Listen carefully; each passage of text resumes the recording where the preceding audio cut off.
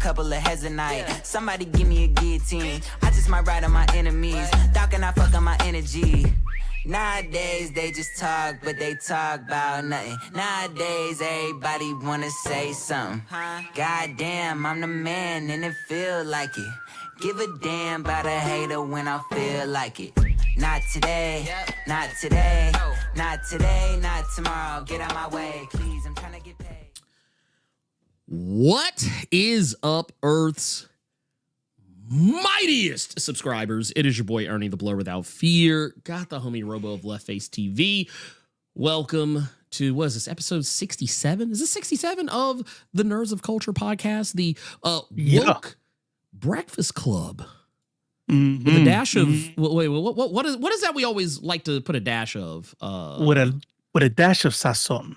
That's what it is. That's what it is. That's the one. That's the one. That's the one. So yeah, we're back. We're back, and you know what? Man, a lot has happened. So much has happened. In fact, that yeah, man. It's we actually, for the first time, we're having a discussion. Like, yeah, what did we talk about versus man, what did we talk about? Right? ain't shit happened this week, right? It's like, oh no, we got stuff this time. There's stuff. There are things. There are things we can talk about. If it is great, it's fantastic. I really appreciate the show, by the way. Like, I know it sounds self-serving, like I'm a little bit biased, but I actually sincerely appreciate this show because I was thinking to myself, oh, I got to stream today. I'm like, man, dude, Trump and I'm like, wait a minute. Oh, no. Yeah, we're going to talk about TV and comics and we'll talk about woke shit, but like, not like the heaviest of heavy shit, you know? No, I totally get where you're coming from on that. I totally get where you're coming from on that. That, like, it makes sense to me. It makes sense to me. I can definitely say that I'm like, I always enjoy this. I always have a good time with this. 100%. Let me close this out because it's actually acting really weird. Not OBS. Well, why you do that? Stream is being weird. Why you do that? Check this out. I forgot to tell you all something. I know I posted about it in Threads, but not everybody uses Threads, and I haven't even brought it up on my stream. And I realized I didn't tell anybody. So I got an embarrassing story for y'all. While Ernie gets this thing ready. No, it's done. Let's go. Oh, okay, it's good. All right. look, let me see. Let me see here. You know, is anything weird about my finger?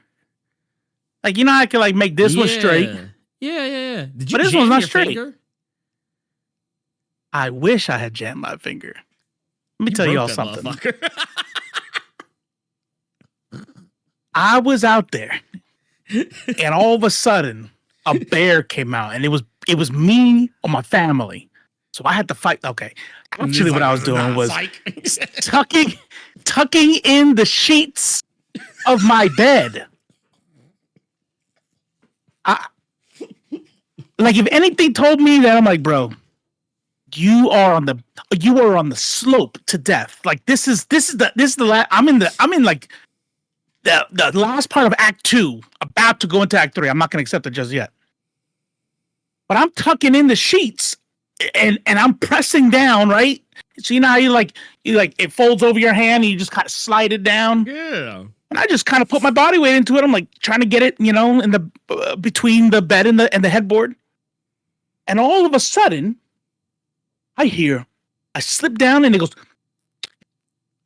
oh shit. And I'm like imagine like, I don't know if you can hear that. I don't know if it's, you know, you get that crack in knuckles, but now imagine it like, instead of, it's like something ripped, like, I'm like, oh, goddamn. And all I did was pull my hand out and I grabbed it. I'm like, oh, and I'm like, that fucking hurt. And I'm like, I'm trying to, I don't want to let go. Because I don't want to look at it. Like, if I don't look at it, it's not real. It didn't happen. And I'm thinking to myself, did I break my finger? And like, is it broken in the middle, like in the long bone? You know, like, did I'm like, oh, what the fuck just happened? What just happened? So I look, and I got my finger, right? And it was worse than this. I think the swelling has gone down, but it was like stuck like this, you know? Oh, wow.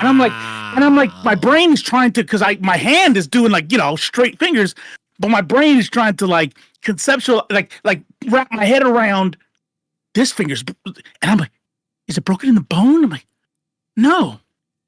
And I'm looking at, I'm like, I think I dislocated my finger.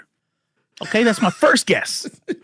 So I start doing the manly thing, like, nah, fucking emergency room's like 4 hours. I ain't going over there. So I'm pulling it, I'm pulling the bitch, like pulling hard. Like, come on, you got this. I'm pulling that motherfucker.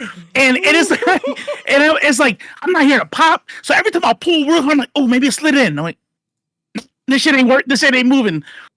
Bro, I go to the ER. We get X-rays done. We get all this shit done. They're like, bro, there is no fracture.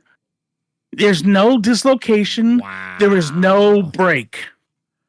He said that means there could only be one thing.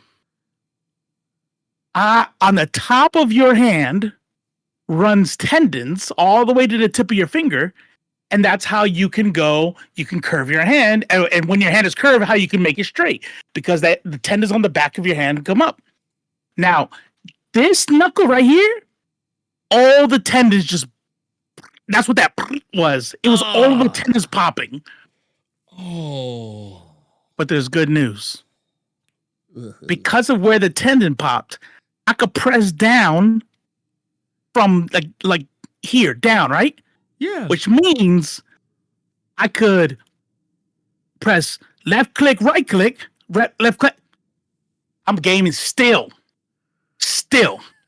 Can't stop me. On Marvel Rivals, can hold pencils for my art. I can edit. All I know is if they're trying to tuck in sheets, I'm going to need hand surgery to repair tendons because of tucking in sheets. I am not a bad motherfucker anymore. That's the universe. That's the like if I ever get like loud with somebody and they know this story, I'm like, bitch, you fucking broke your finger tucking in sheets. Don't try to talk to me. I'm like, you right. Oh man, yeah, you're right. Look, see, you know what it is? That's when you hear that you hear that noise every time. Like it's a thing you always hear like in everybody's in everybody's videos. You ain't wait. Nah, no, this ain't trying to talk no shit. Dude, you fucked your hand up tucking in sheets. Like that's it. That's how it goes. Everybody's like, ooh, oh man, he got him, bro. Got him. What was it? What's the dude's name? Is Trey something or other? As a dude that makes like little skits and shit. I always have to laugh at his shit because like I always feel like, man, I feel like a motherfucker is like on some Roberta Flack like Fuji shit, like just singing my life with his goddamn words sometimes. But I was like, oh man, dude, look, man, yeah, I know this dude over here, man. Look, I know he ain't bad, man. He on the CPAP machine. That's right. Yeah. Damn, that's just true too. Like, oh damn. Oh wow. Yeah, wow. Like I'd be like, man, I would laugh, but it ain't funny. Yeah, I'm like, all I hear is like I want to laugh, but all I hear is strumming my pain with his fingers. Look, meanwhile, my ass is sitting up here like got fucking tears in my eyes and shit, like somebody been beating my ass. You right? You right?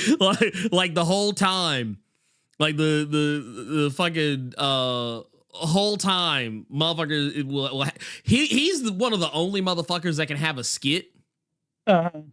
He's one of the only motherfuckers I know that can have a skit, and it'll be like, it won't even like it'll somehow make me feel fucked up about my shit. Like have me sitting here like, be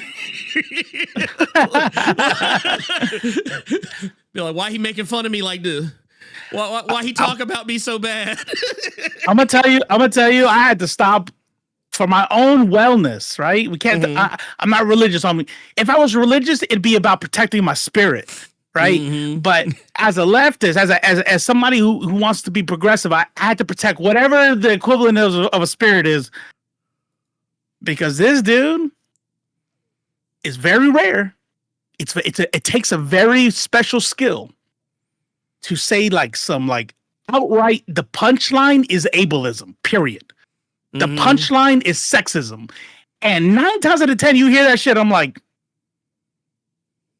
so the punchline is you hit women? Like, I don't get it. What are you doing? Like, you know, it makes me like, you're a fucking idiot. But Trey Rags will come out and it'll be something like that, and I'm ashamed, okay? This is shame. Or like ableism, I'm making fun of disabled, and I'll be like, oh shit, I can't watch this shit anymore. I'm trying to be better. What are you doing to me? I don't even like, I shouldn't even say this out loud. I actually like, you know, because sometimes I'll go back, like, if you watch enough of someone else's shit, it'll, you know, it'll always kind of be like, hey, you want to check out some of his old shit? And, yeah. And you know me, I'm always for the old shit. And, and typically, if it's somebody else, it'd be like, that shit didn't age well at all. Man, bruh. No, it didn't age well, but it's still fucking funny. I'm sorry. Fucking funny. I ain't gonna look. I sat up here. One of his videos came on. I'm not even gonna say which one it was because I don't want to tell myself that bad. Yeah, don't. Yeah, we're already in trouble. But I'll just say. He said some shit, and I ain't gonna lie. It was like it was a really old skit. So I mean, obviously, it was from it's a product of its time. But it caught me off guard, and I caught myself fucking laughing. And the thing is, I was like, you know what? Let me just cut this off. Let me close this window out. Let me close this window out. Right? Gotta protect the spirit. I gotta protect the spirit. Yeah. I was like, ain't this about a bitch? I was like, I'm about to get canceled because I laughed at a dumb joke. But no, in all seriousness, today was pretty wild, and yesterday I think is also, man. You know what I love? I love that, like, I've created this new thing that I'm going to do every week. I've committed myself to every week, and I don't have to worry anymore about finding material for it because the industry just keeps on giving. But before we jump into it, before we get into like all the stuff I want to talk about proper, I do want to pass it over to the homie Stomp 10 out here. Says, what's up, Blerds? I've been getting into Sentai recently, and the plot to Zyuranger is absolutely bonkers. Sentai. Oh, Sentai. Got it. Sentai, different. Yes. Hero. Sorry, think hero. But no, so for those that don't know, Zyuranger is the show that Mighty Morphin Power Rangers was based off of. Yes, it has a crazy plot. I actually recommend. I don't want to say anything because I don't know where you're at on it, and I don't want to spoil anything. Because while yes, you've seen Power Rangers, the show plays out very differently in the Japanese version. But I'll say this. You will never, like, if you go back and look at Rita Repulsa after watching that show and don't just sit there and go, man, y'all wasted an opportunity to have a legitimately badass supervillain. Right. Yeah, because I'm going to tell you right now, Bandora is not Rita Repulsa. And Rita Repulsa does not even want to be in the same room with Bandora. Bandora is out here sacrificing children. Children, worshiping Satan, turning family against family. That's because Saban was out there trying to make money. He's like, man, I need this is crazy. I need a Nickelodeon. Can somebody write me a Nickelodeon version of this? Well, I mean, even to the point that if you look at if you look at the show they almost picked instead of Zyuranger, they actually almost picked Jetman, and Jetman was even more adult because the Black Ranger, and his name was Guy. See, this is how you know. Okay, so let me put y'all in game. In Japanese culture, if your name is Guy, you automatically ain't shit. You automatically ain't shit, and you ain't nobody to fuck with. Like, you are... Okay. in all likelihood, if your name is Guy, you a bad motherfucker and don't nobody need to see you. Like, don't nobody want to step to you. And the Black Does it mean Ranger, something?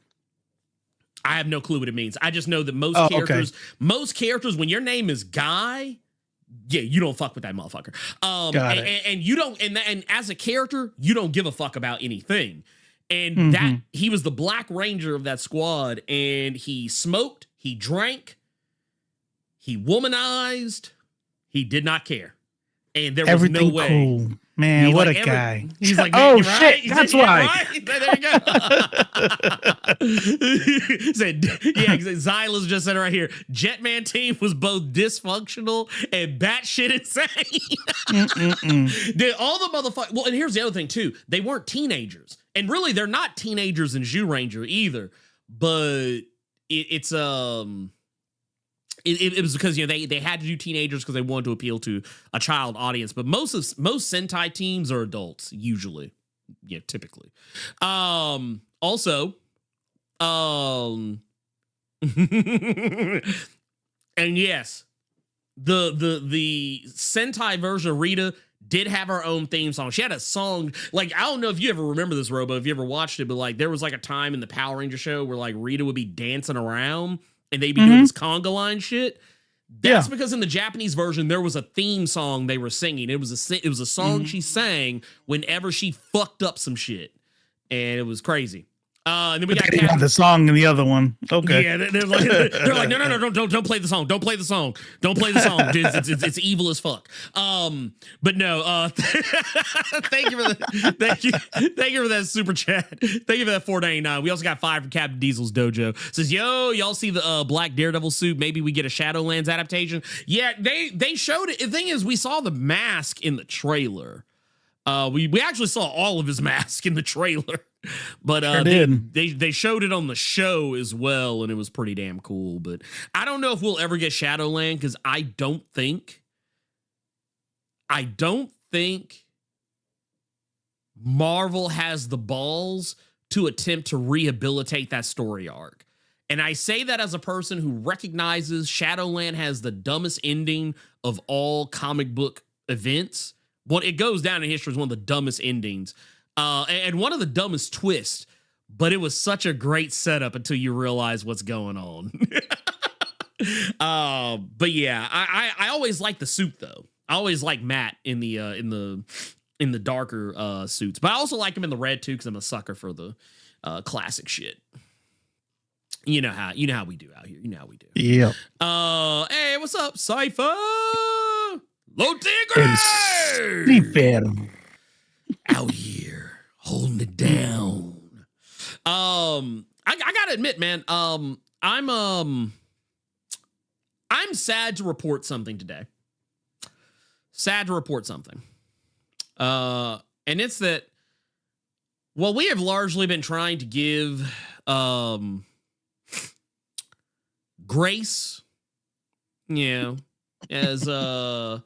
as we want to do. We've been wanting to give grace to certain people. I don't know if we can do that anymore. Not for everything.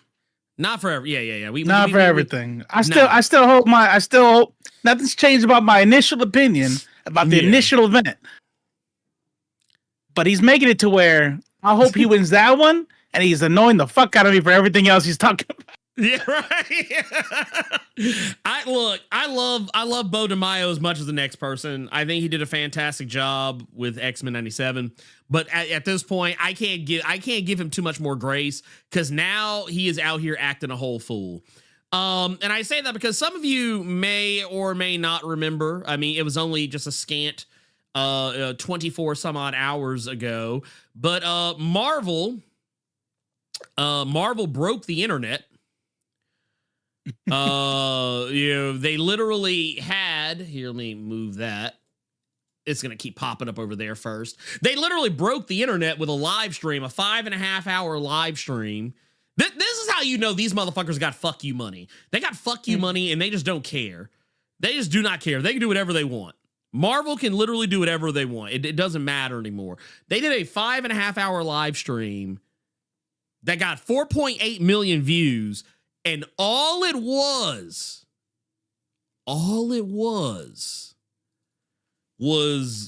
this shit. Just chairs. Just one motherfucker setting up chairs. They couldn't even pay a motherfucker to set up chairs, to help this person. There's just one person setting up chairs for 5.5 hours, adding a new chair every 10 or 15 minutes. Mm-hmm. That's basically what the shit was. It was like, hey, guess what?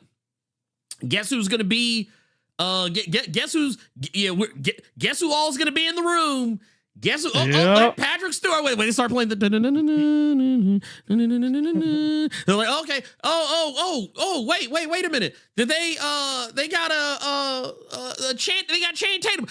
Got Gambit. He's gonna show up too. He's gonna be there too. Like that's literally what it was. Like I had the shit on in the background, and it was kind of wild how it was just. Happening like it was like I would literally hear some weird noise, but like, wait, why do I hear a motherfucker walking? Oh, it's a motherfucker setting the chair down. Okay, cool. Yeah.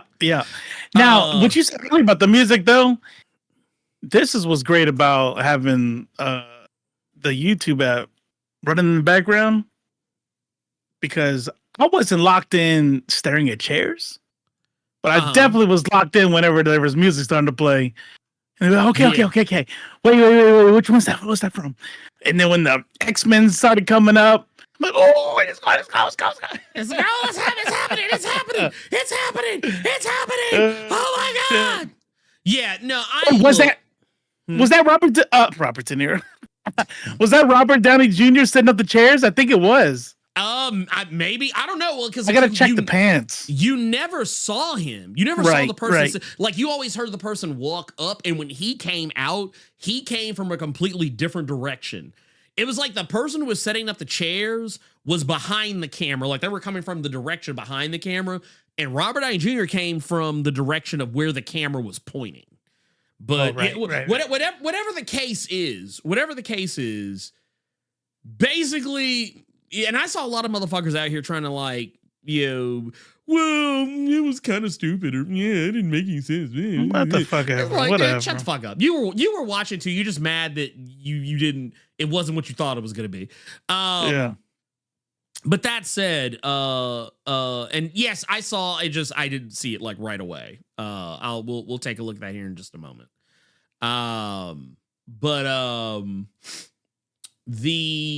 The thing that the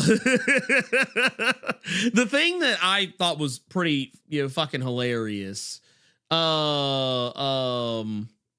Let's see here in here. Let me pull this up too so I can take a look at it real quick. The thing that I thought was hilarious about it though was just like, yeah, there were so many people that were just acting so put off by the fact that like everyone else was having a good time watching a 5-hour stream of chairs getting put out. It's like, dude, like what are you doing with your life if that is the thing that pisses you off? What are you doing with your life? But I can tell you what other people are doing with farming clicks. Yeah. Oh, of course.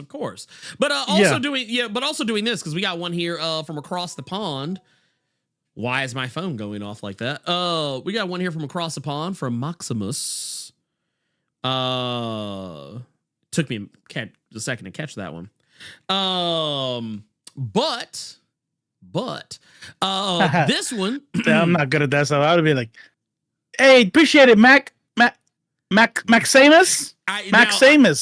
To be fair, it took a few tries. Like it took a few internal tries. I don't recommend you try this at home.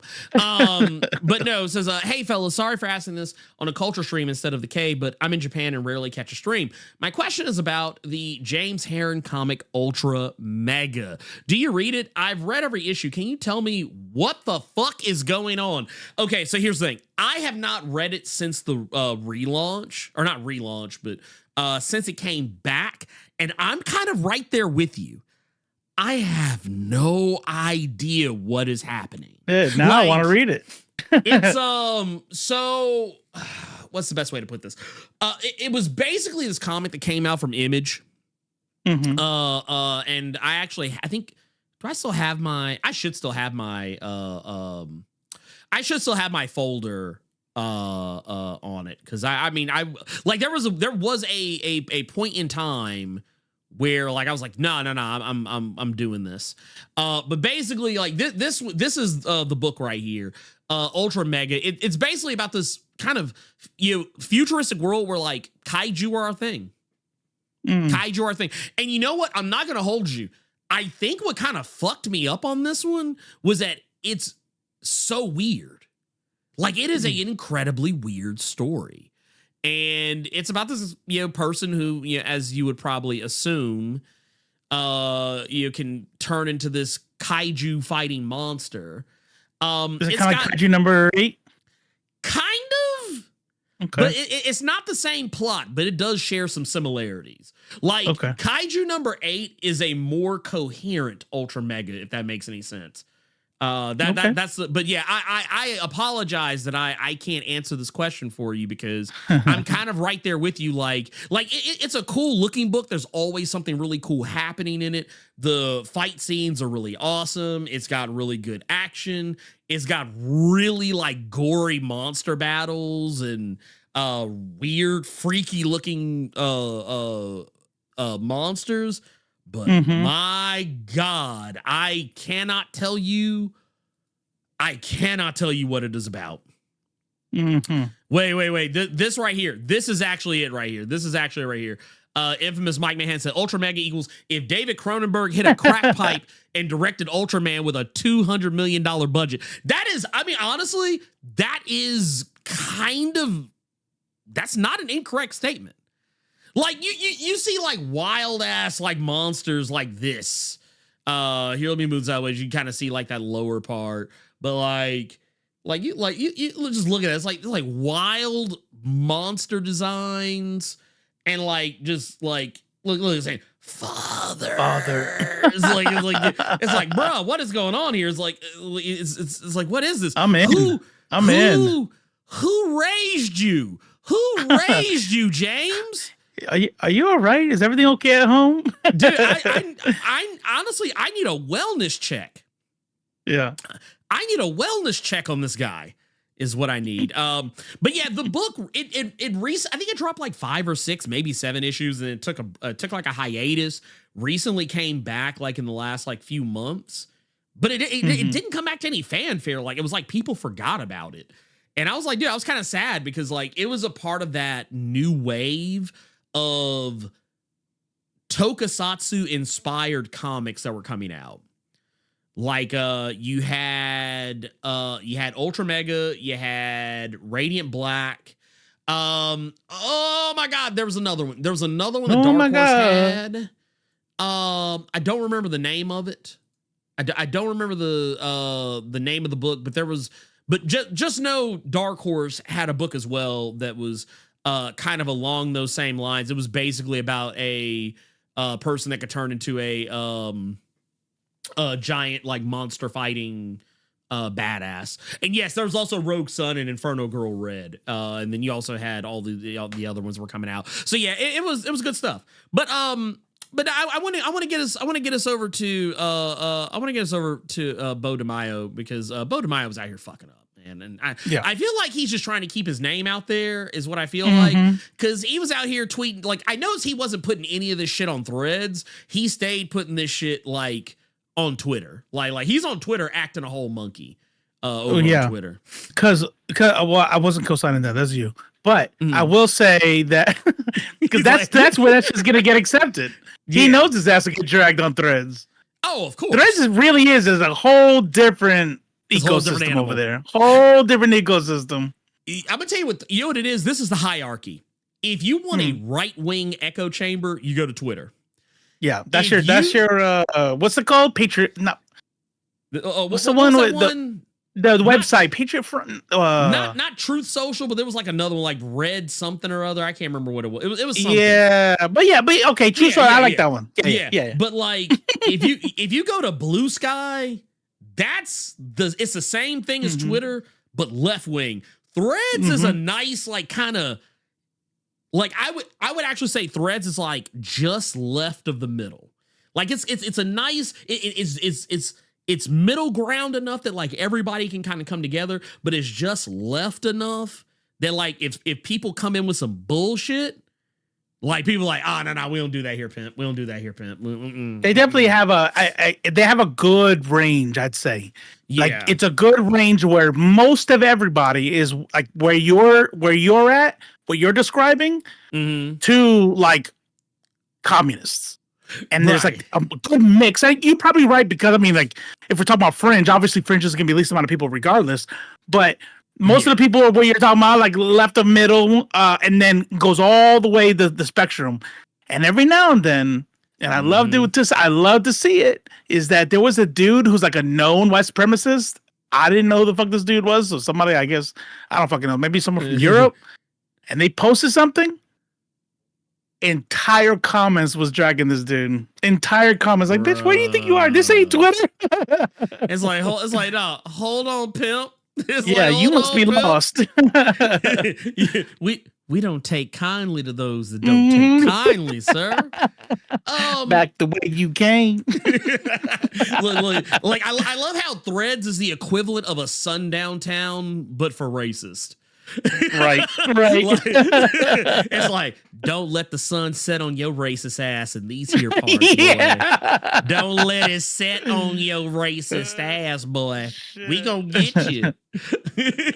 But no, I love how he's doing this, because you can tell what it is. This is the beginning of the end of Bo DeMaio for me. And I'm gonna tell you why, because I have another little screenshot we're gonna share in just a minute. So this is what he has. He says X3's Beast, Falcon's sidekick, Shang-Chi, and Thunderbolts. These are not iconic characters that Marvel has invested time in building audience affinity with. This is the same mistake they made with Eternals. Okay, so I just, man, I have a mentality that, and I'm always going to default back to this because it's just the way my mind works. I hate seeing people say shit like this, like try and use like, oh, nobody knows who this character is. Nobody knows who this character is. Motherfucker. Yeah. Dude, nobody knew who these motherfuckers were. We debunked that shit a long time ago. Who knew who these motherfuckers were before Guardian? Like, there were some people who knew who Rocket Raccoon was, but only because of Marvel versus Capcom. Only because of Marvel versus Capcom. Stop. And I will also take him a step further. I'm going to take him a step further. It's time I air Mr. Bo DeMaio out, because it has to happen. First off, didn't nobody know who Sunspot was? There was no audience affinity for Sunspot. Who was checking? Okay, general audiences only. I'm not talking about comic fans. General audiences only. Who was checking for Sunspot? Right. Who, I ask you? Okay, well, now that you've answered that question, because the answer is obviously no one, I have another question for you. I have another question that I must ask, and that is to the tune of who was checking, mind you, for Madeline Pryor? Who was checking for Madeline Pryor? Nobody, Bo. Nobody.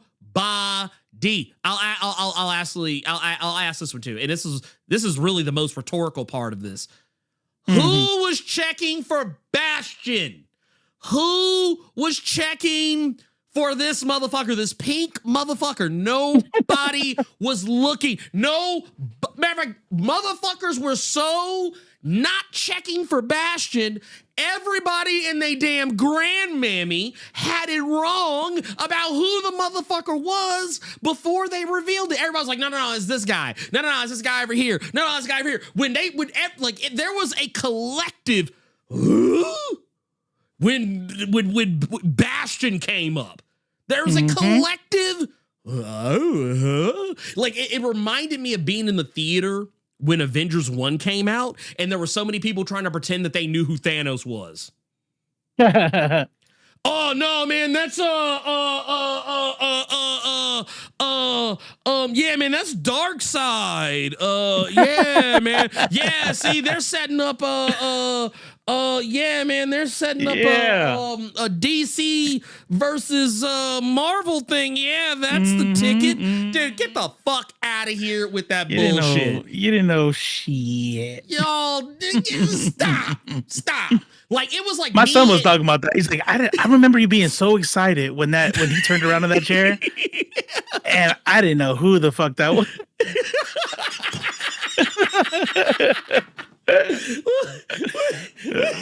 Well, it's hilarious to me because there were so many people like that didn't know, and guess what? Now, because of X-Men 97. People know who these characters are now. There are more people who are aware of who Sunspot is, who Madeline Pryor's, who Bastion is. And let's also, and Screwface, I'm going to tell you right now, Screwface Capone, I'm going to need you to get the fuck out of my head because you were literally thinking what I was just thinking about. Who the fuck was checking for Iron Man before 2008? What? Nobody looking for him? What? Look, let me. If they say they do, they're lying. Dude, let me tell you something. They're lying.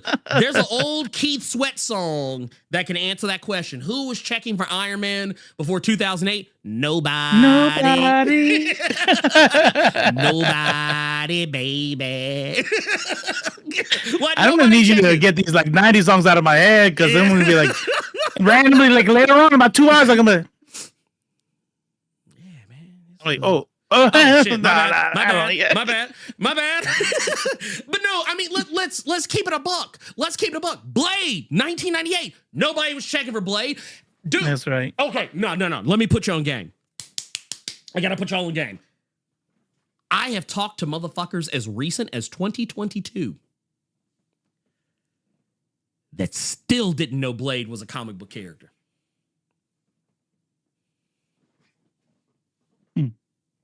Still didn't know. That movie came out in 98, pimp. 98. What are you doing with your life? Look, and honestly, that too. Look, Captain Diesel, yeah, he lied. Nobody was checking for the Avengers. Actually, and you and I have talked about this before, how when the MCU was just getting started and like the word was out on the street that they were doing these movies, like, oh, we're gonna have an Iron Man movie, we're gonna have a Captain America movie, we're gonna have a Thor movie, we're gonna have all these movies, to build up to the Avengers. I remember so many people being like, why? And so who cares? And guess what happened?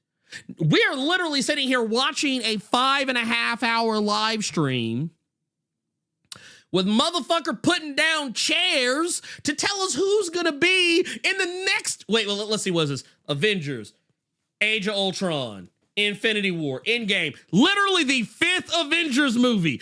Y'all, I can't stand Bo DeMaio right now. I cannot stand him. He needs to go on somewhere. You know what? I said this before the stream.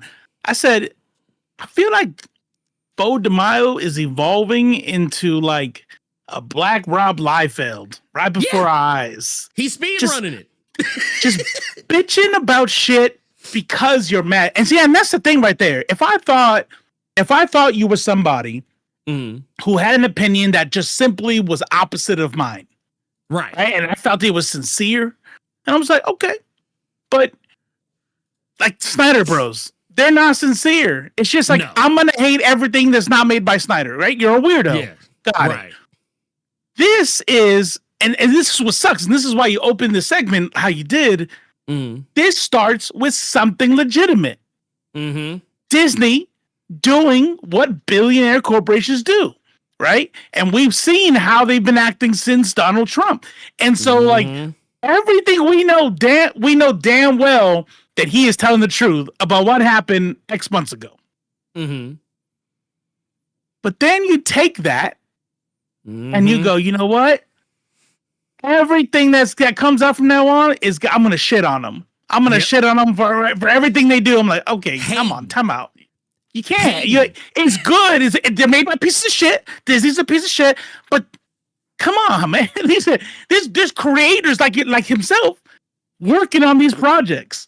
Disney doesn't give a fuck about these projects. They hire people who give a fuck about the projects. You know what I mean? Yeah.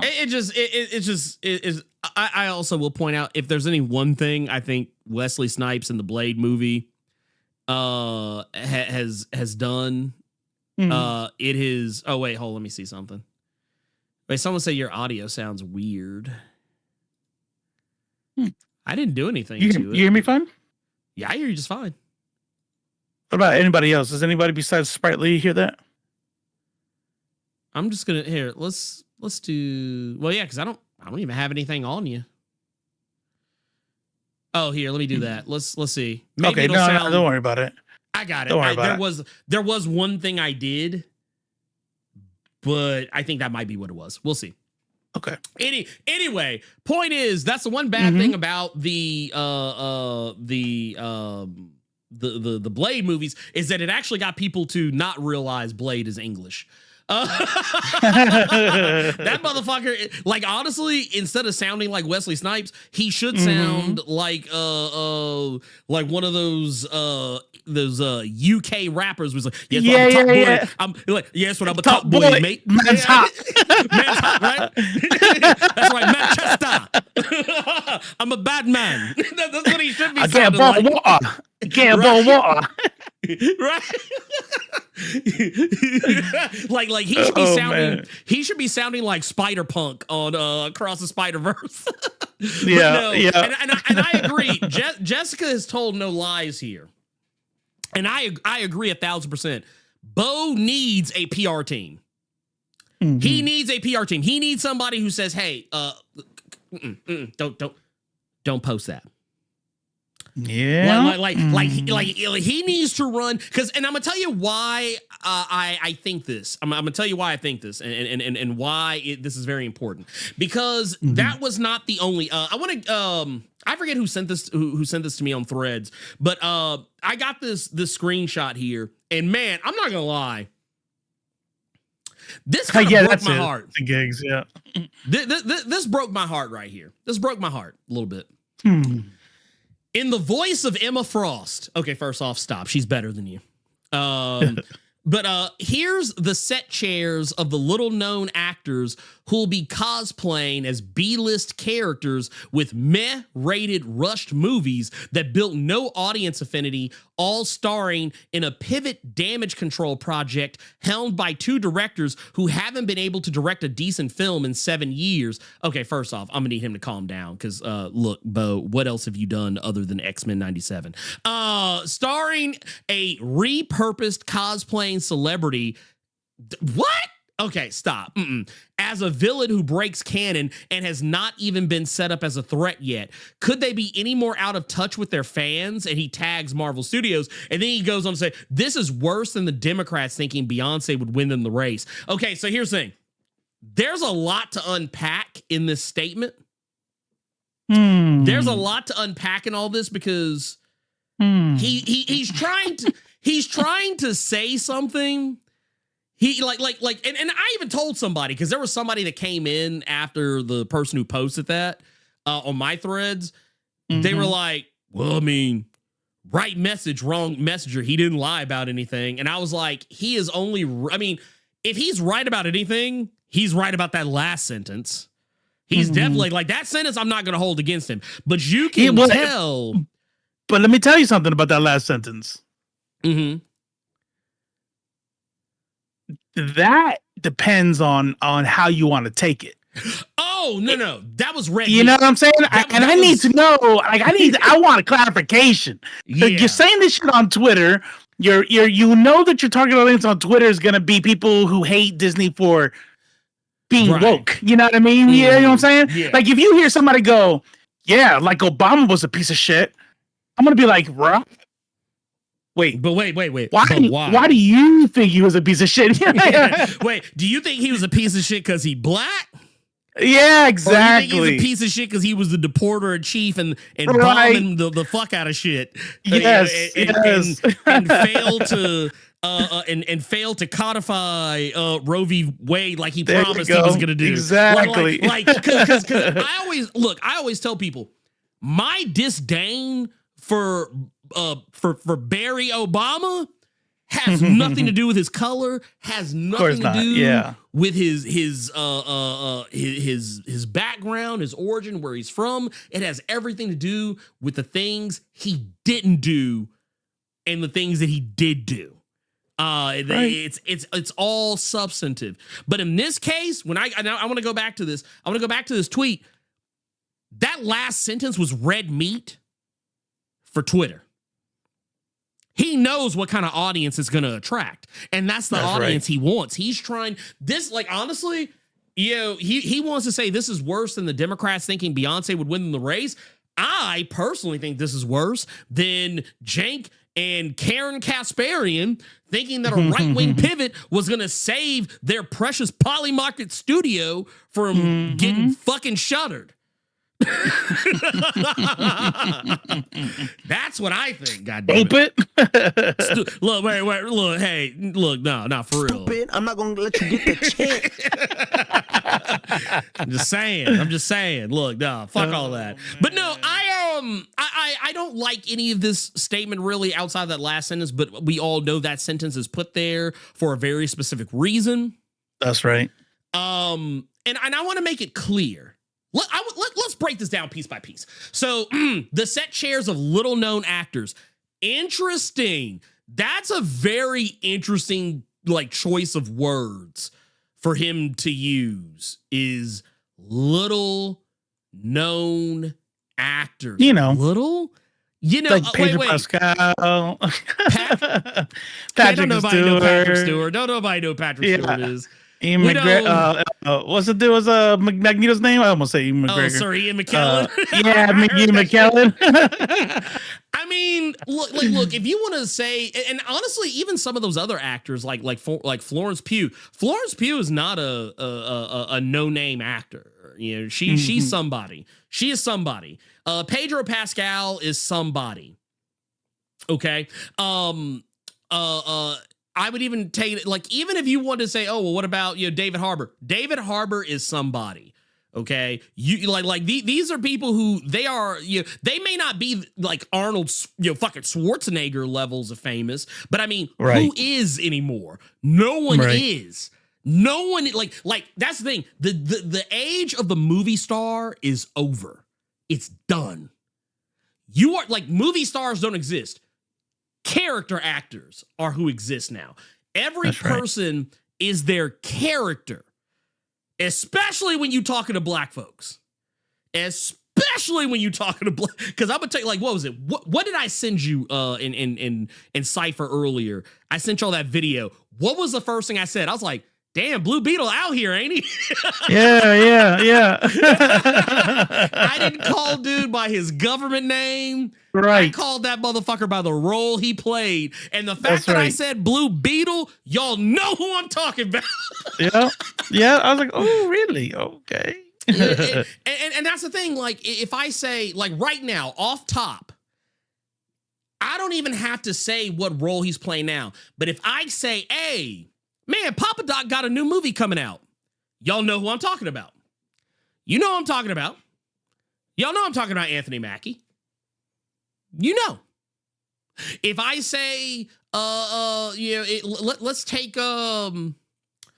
some of Pedro Pascal's more recent, roles out of the equation. Joel. If I just say Joel, if I say, man, dude, Joel out here, like, you know what I'm talking about. You know. Yeah. You know, like if I say Khaleesi. If I say, oh man, Khaleesi out here burning everything, man, dude, she out here wild. They cast Khaleesi in this thing. That's like, oh damn, that's wild. Yeah, that's crazy. That's crazy, man. What's her real name? Oh, I don't know. I don't know. If I say, if I say, man, we got Jean-Luc Picard out here, man, That's right. wilding. That's you right. know who I'm talking about. And that's the thing. That's because the age of the movie star is dead. It's dead. It's dead as dreams. And like I'm glad you said a bunch that I knew afterwards, because you kind of hurt my feelings with Papa Dog. Oh damn! I'm sorry. I was like, Papa Dog. That's why if you guys scroll back to what he said there, you all know what I'm talking about. I'm like, right. Yup. I mean, And I'm over here on the side. Click, Papa. Who is Papa? It's like, who is Papa Dog? Like, right? He's like, oh, 8 Mile. Okay, yeah, that's his fucking name. Shit. Hey, and no bullshit. Charlie Cox. There's a show he has called Kin that I'm about to start watching. Please believe I don't call him Charlie Cox.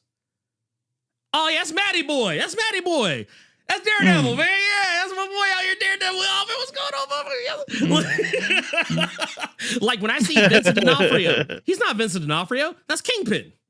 That's right. It's Kingpin. That's you are right. the role that you play.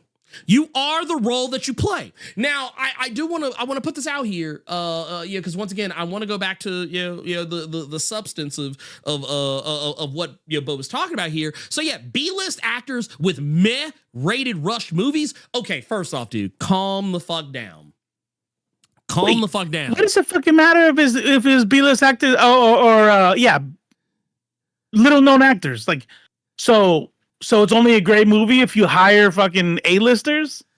I was about to say shit. You what? I'm gonna tell you. Okay, so I saw someone ask this, and I know the reason. I know the answer to this.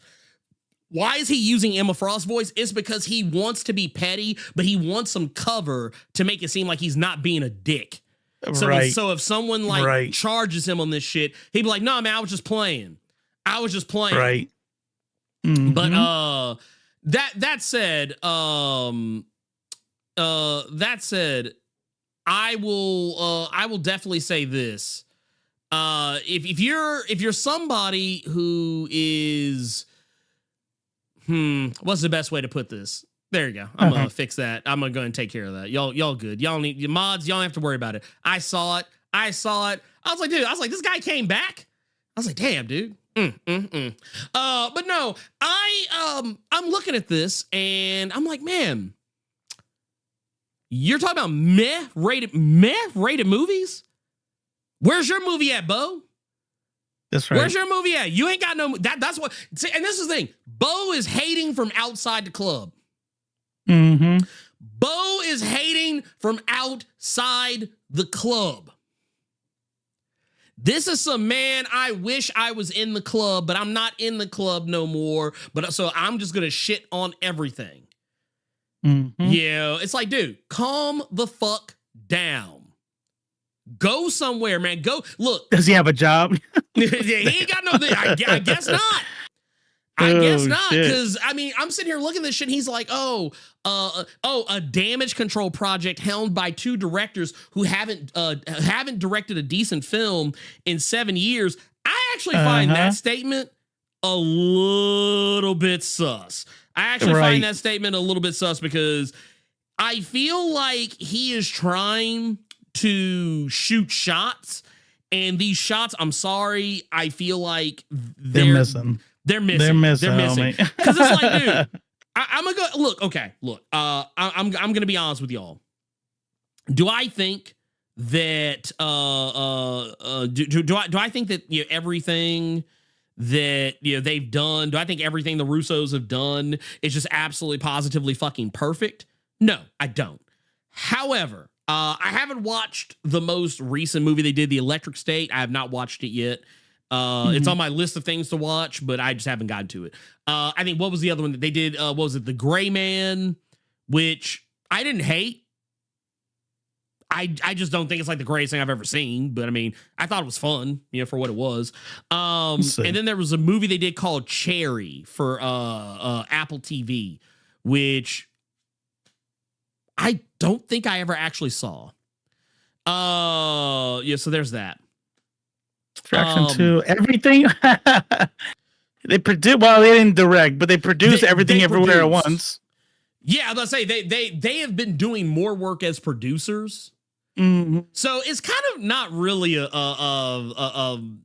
that's not the 21 shot I would have Bridges? defined. Oh, okay, again produced. Never mind. Yeah. I think I only looked at their directorial credits, but you like that. But I mean, but the thing is, even if you taking all that into consideration, it's like, dude, like, don't be mad at motherfuckers doing more than you. Okay, stop hating on motherfuckers doing more than you. And talking about repurposed cosplaying celebrity. Dude, what is your beef with RDJ? Like, what did RDJ do to you? Why are you not putting respect on this man's name? Like, what's going on here? What's happening here? I don't care if you're trying to use the voice of a fictional character to hide your butt hurt, but I mean, it's just, dude, like, this ain't it. This ain't even it yet. But whatever it is, I think Bo, I think he needs to take a vacation. Like, you know what? Focus on your OnlyFans. Focus on your OnlyFans content. I think he needs therapy. Like, there's something he needs to like be able to get at peace with something. Whatever's causing you to crash out like this. Well, like I said, like, I want to repeat, we had his back, and in that very isolated incident, I still do. Yeah.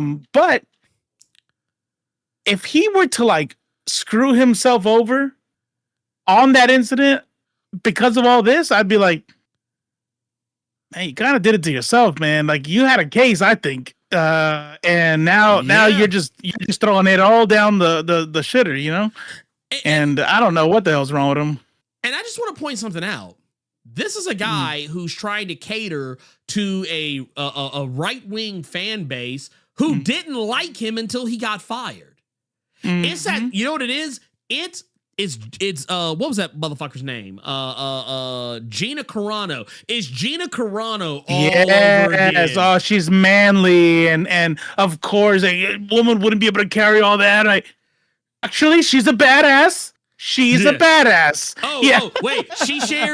She shares my politics? Never mind. That's right. Actually, she's cool. She's cool. All that other stuff. Like, the same motherfuckers that were talking shit about her. Yeah. Were the same motherfuckers that were trying to cozy up to her once they realized that she was one of them. I was like, dude, get the fuck out of here with that shit. Get out of here. But anyway, the whole point is that, to kind of get us, a little bit closer to what we're actually here to talk about, is that Marvel they laid out a bunch of chairs to let you know who all was going to be in Avengers Doomsday. Honestly, I think it would have been better if they just told us who wasn't in it, because I feel like that would have been better. Well, I think that's let me see if I can find this account. Hold on, let me see if I can find this account, because somebody actually made a really good a list on that topic of who all wasn't in it. And I was like, that's actually a really good list, because that's a lot of motherfuckers. I know. Let me see if I can find it. I don't think any of the Eternals are in it, and I think if I remember correctly, because there was a point where I kind of like dipped out. I know, like, Tom Holland is not in it. Yeah, Tom Holland isn't. But you know what? Marvel did the. Did you see the Marvel little teaser post they made? They were all like, yeah, man, that'd be crazy if there was more. This is the first batch. Yeah. Oh no, this is first batch. Yeah, this isn't everybody that was in it. I can't find the post now, but there was a long ass post. I was like, oh shit, yeah. There's no that and that and that. Now that I'm looking at it, okay, so I see. Somebody did a thing where they did like a little picture graph. Okay. I'll pull it up so you see what I'm talking about. Oh, there you go. Whoop, I didn't mean to zoom in that far. But like, Chris Hemsworth. Oh my God. Vanessa Kirby. Vanessa Kirby. So, by the way, is closer to No Huerta than she is Pedro Pascal. Just want to put that out in the lineup. Dude, in the lineup. Yeah, take that. Take that for you.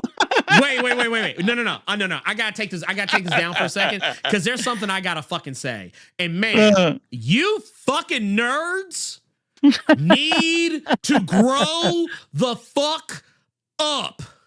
Oh, what happened? Dude, I posted this shit just as a fucking joke. As a fucking joke, I posted this shit. I was like, Reed is about to lose everything. Here we go. And dude, let me tell you, let me see if I can find some of these like fucking pussyless, maidenless ass. You know I can breathe underwater. Let's see here. Wait. Where is it at? I'm trying to see if I can find it. There was one that was just like, bruh. I was like, okay. Where to go? Or the dude delete his shit? Never had a chance. Namor ain't never had a chance to one of the loyal ones in the Marvel universe. Man, fuck out of here. Dude. Okay, you don't read comics, got it. That's cool. Yeah. It was. And that was the other thing. There were folks that were mad that they were like, oh, you don't know what you're talking about. Go read a comic. I was like, that's my job, dude. Can't compete. Wait, scroll up. Scroll up a little bit. Yeah. Nah, I doubt Namor could compete with Reed. How neat you did. Okay, that's silly. And I want to point something out. I can't tell you how many times people made that comment. That's low-key kind of telling on yourself. I know it's all a joke. So I'll take it as a joke. I'm not going to call that person a piece of shit or not, but I really do think, like, do you think like women stay with pieces of shit because they got a big dick? Like, is that? Yeah, you're joking, right? You're joking, right? Like, no, I think at least a quarter, maybe a third of the replies were people making that same joke, and I was like, yeah. I was like, first off, it's usually little dick motherfuckers that make that joke. Right. And man, they get fuck. I wish I could stretch my shit out. And then there was this piece of shit right here. Says, I mean, not really. Sue has rejected Namor at every turn. It's generally accepted that Marvel characters think Namor is pathetic. Like, dude, stop, man. Does he know that she moved in with him? Like there was a stint she moved in with him. Yeah, she moved in. She was literally living with the motherfucker. Like, let me tell you something. Let me tell you what's headcanon. I'm not going to tell you all something that's headcanon. And you can make it headcanon if you want to, just so you know. They fucked. She cheated. Oh yeah. Do you know what they couldn't show back in the day? What they refused to show back in the day a bunch of times? They refused to show like gay shit. Right? Yeah. You couldn't be gay, couldn't be lesbian. You definitely weren't having no trans characters. And if they did, you had to like subtly code it. You had to be subtle with it, or else they were gonna get your ass. I'm telling you, she was having a marital thing. She separated. She moved in with this dude. I need women in the chat. I need women in the chat to. I want to ask you something, okay? And I just need you all to be honest. I want you to imagine. If you don't have a husband or permanent partner, or a long-term partner, then just imagine you have one. You're going through really rough times. Your times are so rough that you guys decide to separate. And during that separation, you go and live with the guy you've had a crush on, and the guy has a crush on you. Are you telling me that while you guys are living together, you don't ever fuck just because the divorce is not final? Bullshit. Sue and Namor fucked, and they didn't put it in the comics because of sales, and they don't want to they don't want to break up the Marvel's first family and all that shit. And but they let you know by having they live together. They let you know they're like, hey, you know what's going on, right? I can't put it in the book. You know. Look, I forgot I even had that up when I did. But no, I always think it's funny. Oh shit. Would you put? No, dude, there was somebody that had replied to like, because it got to a point I got so tired I just started doing like video responses to shit, and like this is like Namor's a creep and Sue does not like him at all. And I did the whole like fictional characters. I did that shit. Very good. And the dude's like, motherfucker, you brought it up. So I was like, but I'm not the one crashing out over it. So I mean, Yeah. But like, I just always think shit like that's funny. But check the chat. Look at, hold on. Jessica Santana. That's how I met my husband. Because my ex-boyfriend wasn't shit. Talk to him. That's just normal. That's human nature. That's human. I'm telling you. I told my wife, like, look, we're never getting a divorce. I love that woman. I would die for that woman. I will murder for that woman. But hypothetically, if we ever took a break and I moved in with the lady that I was crushing on, not 99, not 99.99, 100% we're smashing. Mm-hmm. There's no way. I'm just saying. Well, and I always like to point out. I always like to point this out. Because Curtis literally just kind of dropped this in the chat as a, and I always think this is a nice little reminder. I just want to make sure people remember the Fantastic Four. Well, they might be Marvel's first family. Let's keep it a buck. Manny. Let's keep it. Oh. But then I would feel real bad about it. I'd be like, what the fuck am I doing? And I would do everything to try to get Maneater back. You know what I'm saying? Yeah, like, right. That's what I would be like. Right. No, for real. No. Have you seen me? I have. That's why it's fake. It's fictional characters. Yeah, it's like fictional characters. I'm telling you. But no, I remember there was an issue, and this was in Marvel Knights. Sue. Sue. Check this shit out. And don't get me wrong, Marvel Knights is kind of weird continuity, but I just want to put this out here. Look, is it 616? Yeah, it depends on who you ask. I always kind of feel like Marvel Knights is like Elseworld shit because like it rarely ever gets like. Yep. Well, guess what else isn't comic book 616? The MCU. So the MCU. So there you go. Yeah. Actually, here's the funny thing. The MCU is closer to Ultimate Marvel than it is Earth 616. So, yeah. Because most of it is it has more, it actually shares more DNA with Earth 1610 than it does Earth 616. Which explains why Wanda was as fucked up as she was when her brother died. Right. Right. She missed getting that pipe. That fast pipe. Damn. That's crazy, man. It's crazy. Like it's like, man, hey, look,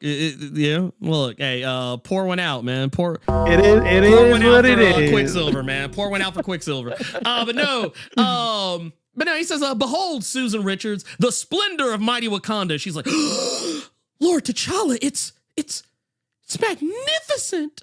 Over some pond in the middle of the jungle. Calm down. Wait a minute. Yeah.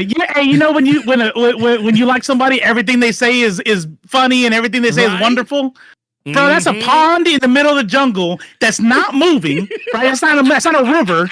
So you know there's scum all along the side of the edge of the shit. And she's like, "This is the most beautiful." Oh, T'Challa, thank you. Well, no, here, check this shit out. He's all like, "The lagoon's waters are warmed by a state-of-the-art process I developed in tandem with Wakanda's greatest scientist called thermodynamics. Care to join me for a dip?" Gasp. A question that both thrills me and fills me with dread. I can't say yes, can I? But I don't have a bathing suit. Yes, you do.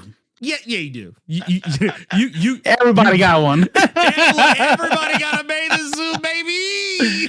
But wait a minute. I gotta, because this was Marvel Knights. So Marvel Knights used to be kind of wild with it. But no, check this shit out. I look at this shit. Look at this shit. She was thinking about it. She was thinking about this shit, and I just want to share this. They're in the water. Oh. They're in the water. Yes. Yeah. Now, she said, friend. I only need the bathing suit Bass gave me. Let's go, buddy. Let's go. Right. Wait a minute. Oh, How can he tell? I must act nonchalant. Did I actually utter those words aloud? Right? Oh, see, there it is. There it is. There it is. Listen. I'm gonna say something. Controversial, but also brave. Okay, listen. You know how we give, and I'm speaking very heterosexual here, but you know how we give women shit, right, for stepping out on their man when she doesn't love them, right? They're demonized. Right. They're like, oh, what a weak woman, right? But when a man steps out, it's like, hey, that's what happens when you don't take care of your man at home, right? I am an equal opportunity type of dude, and I'm telling you right now that what's happening here in these panels is legitimate. If you're talking about you don't take care of your man, well, guess what's not happening to Sue? She's not being taken care of like Mr. Emotionally. I was gonna say, no, see, let me calm down. Not our word, emotionally unintelligent. Dumbass like Reed Richards. This is legitimate. Valid. Is valid. That's what happens. Men, pay attention. Look, because you never know. She might jump into a lagoon heated by thermodynamics with some T'Challa, and you're gonna be all mad. Okay, man. Look, let me keep it a buck with you. Any married woman who allows herself to be put in this position, I'm not saying that anything has to happen, but I have a lot of questions for that woman about her marriage. If she is like, because look how close they are. I promise you, naked in the water. They are in the water. Look, wait, and now and everybody knows the thing floats. Right, so floats. It's not like so. It's kind of like in the air, like in the middle.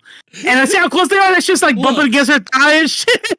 Look, if their noses are close enough to have less than a millimeter, less than a millimeter that thing is bumping all around in there. Yep. Oh no, he has titties on his chest.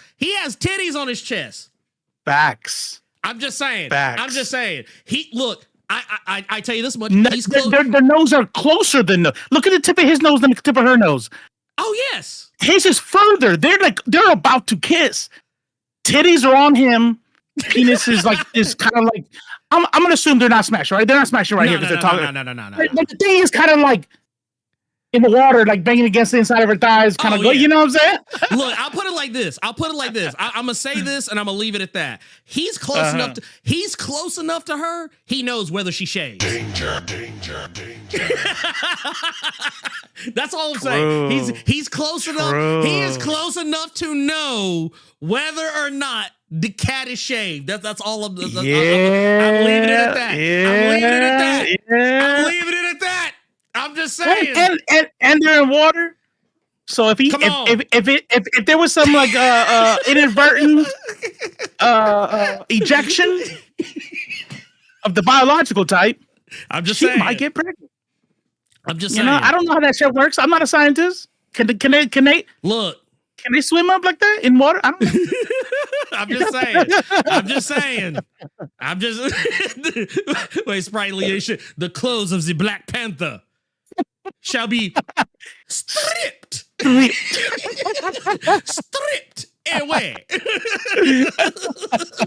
Well, wait, no, not the Wakandams. not the Wakandams. Look, wait a minute, man. Look like the lake from Wakanda Forever, man. Namore's missing. For real. So here's the thing. Just go. All right, we'll kind of know the jokes, not really, but it's like, okay, if that's how close she got, bruh. With T'Challa, who there wasn't even a buildup, a step, like a landing strip to any kind of relationship. If she was able to get there, where the fuck do you think she went with Namor? Bro, they got there's at least 3 or 4 flushed down the toilet, easy. That they had to like get rid of her, with some Atlantean magic. And here's the thing, and I want to make something very clear. Ooh, invisible condom. That's actually a good point. Yeah. Yeah. I do want to point something out. This comic is basically a retelling of the first time the Fantastic Four met, so Storm is not a factor. I just want to put that out there, just in case anyone's wondering. Oh, okay. But I want to show you why I wish she would have let T'Challa smash, because this is the scene immediately after they part ways. Check this out. I hadn't noticed. He didn't even notice. This motherfucker was too busy checking vibranium readings. Man. Dude, this is why Reed ain't shit. Can you imagine your wife comes in and goes, babe, sorry I was out so long. I just had a lot of thinking to do. Bruh. First of all, I'm going to say, as a man who has a shit memory, it is possible I don't notice. Okay? Especially if I'm sitting in this room and I'm doing shit, right? Maybe I don't notice. But you know what I'm intelligent enough to not say out loud through my teeth? I'm not going to say that shit. I'm going to say, I was wondering when you get back. I was wondering when you'd be back. I was about to come try to find you. Like in my head, I'm like, man, I forgot she left. Oh my God. This dude is so stupid. He's like, bro, I didn't even know you were gone. Don't worry about it. Shit. I'm a fucking idiot. She's gonna turn right back around the road. You know what? I forgot something. I forgot to pick up some milk. I take it back. That was yeah, technically, this is canon. This is technically canon. Yeah, I was about to say, because I know there's a lot of storylines where people are like, I don't accept this as canon because something wild happened. Yeah. I don't ever accept that stuff. I'm like, look, if the fucking publisher said it's canon, I'm sorry. It's canon. That's just canon. Yeah. You can't tell me otherwise. That's just canon. But no, this is why I'm just always like, man, you fucking nerds, dude. Y'all are, oh my God, get on my goddamn nerves. But you go, I'm keeping it a buck, man. Look, man, if you get this tight about some fucking comic books, yeah. Dude, nah. Please go get some pussy. Please. Do us all a favor. Consensually. Yeah. Consensually. Or dick. Whatever one you need in your life, get it. Yeah. Hey, you know what? Get some padussy. We'll cover all your bases. Get some padussy. That's true. That way everything is covered. Get cheeks covered. We're covered. But I just, okay, so let's kind of get into it. Also, I just now saw this. Shout out to Other Doc for the raid. Raid us with a party of three. Appreciate. Sorry, we get because we do this as a live show. And technically as a podcast, we are usually not paying a whole heap of a lot of attention to everything going on. But if any of you are still here from the raid, appreciate you. Thank you for hanging out with us. And we just talk about comic books and comic book related things. In this particular case, we are talking about weird nerds who don't know how to accept that why would you one of their say favorite that? Characters is getting cheeked out. Here's what I'll say real quick, and then we can move on from that. I will say this much in a very seriously. I do not think they're going to touch on this in the MCU. No. I think we might get some sort of like Easter egg for it, like maybe Namor says something like, "Oh my God, who's that?" and then turns out she's married, and then that's the end of it. It's never brought up again because there's two big things that if Disney's smart, they will stay far away from. They're gonna stay away from the wandering woman trope, right? Where we got to make every wife is out there is just a wife waiting to cheat, and they got to stay away from the Latin lover trope. You know what I mean? Like, oh, of course, Namor, because in the comic books he's not Latin, right? But in here he's indigenous, right. Slash, Hispanic, whatever the fuck. The actor's Hispanic, so I don't know, but it's gonna fall into that Latin lover trope, and I think they're gonna separate it. Did like kind of the whole Lothario thing exactly. Is he has a thing for Shuri? Is that a thing? They kind of implied that he did. Okay. Like they kind of implied that, like, when he brought her to Talakon. That's right. They That's kinda- right. Why did I forget all that? Yeah, like, yeah. well, no, I almost forgot about it too, because it's one of those things like when everything kind of turns, it takes that sharp turn to where they become enemies, and it's like, oh shit, and it's like, I'm not gonna lie, and I think this is the thing people weren't talking about enough when it came to Wakanda Forever, is that there is definitely a conversation to be had about two people who might have feelings for one another. Yeah, and kind of having that and are at Romeo war and with each other. Juliet. Yeah. You got that kind of Capulets versus Montagues, shit Right. popping off, and it's like, well, wait a minute.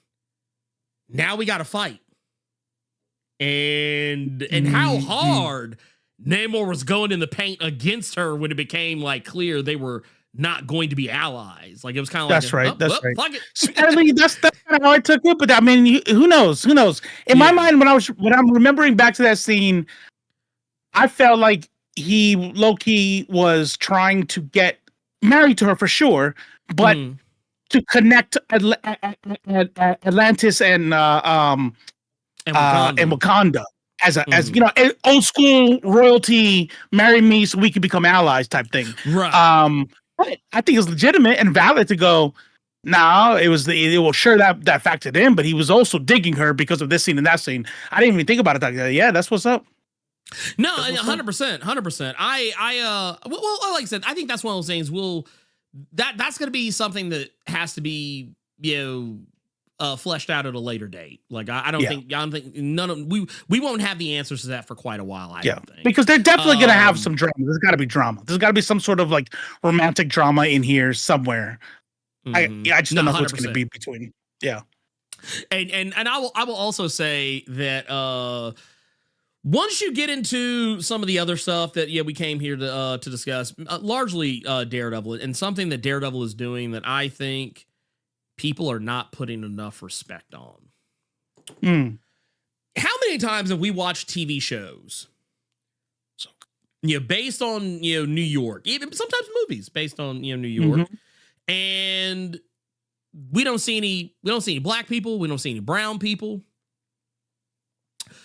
Ridiculous, by the way. If you all have never been to New York, you can't spit your gum out with hitting a black or brown person. Black, brown, or Asian. New York is not just one of the most diverse places. Yes. But probably one of the most diverse as far as not white, New York City. You know what I mean? Right. Like Atlanta is definitely not white, but I wouldn't call it super diverse because it's majority black. San Diego's very diverse, but majority Mexican or white. New York is like non-white and like everything, like the fucking rainbow is there, from Latin to Asian to South Asian to fucking straight immigrants from Africa, like everything's there. Anyways, go ahead, sorry. No. But you're 1,000% correct, and that's why I made the thumbnail the way I made it, was because I thought it, like, just to be clear, Ms. Marvel doesn't show up in the show, but I mean, she is referenced pretty fucking heavily. Yeah. Her daddy in it. That's a whole brown man. has her Funko on his desk. Man, like just tried to show it to a blind motherfucker. Ooh, I got a question for you before I forget. Sure. Matt Murdock. What's up? Yeah, go ahead. Now, one of the things, and I'll be honest, I remember I didn't watch the Netflix. One of the things that I feel like was kind of a cheat for comic book Matt Murdock, talking about being a blind character, but the way that the comic books communicate his power is he low-key can see, but it's this radar power, so where he can like he gets that. I'm like, well, then you're not blind. You're not blind, big dog. You know what I'm saying? You can still see where shit's at and react. Unless it's incredibly quiet. When there's no noise, he can't see. Okay, so what I think the show is doing is that, but just taking out the radar vision shit. Because I've noticed he's go ahead. No, I was gonna say no. You're right. They haven't really they haven't shown how his, in this iteration of Daredevil, they have not shown how his radar sense works. But in the Netflix show, they did. But Okay. it was very it had a certain look to it. And I'm actually going to pull it up cuz I thought it was really interesting, the choice they made for his radar vision, because the way it was depicted it looked like everything was on fire. Like that, right. It was. Did they do it in when he caught the brick? Did they do it in Spider-Man?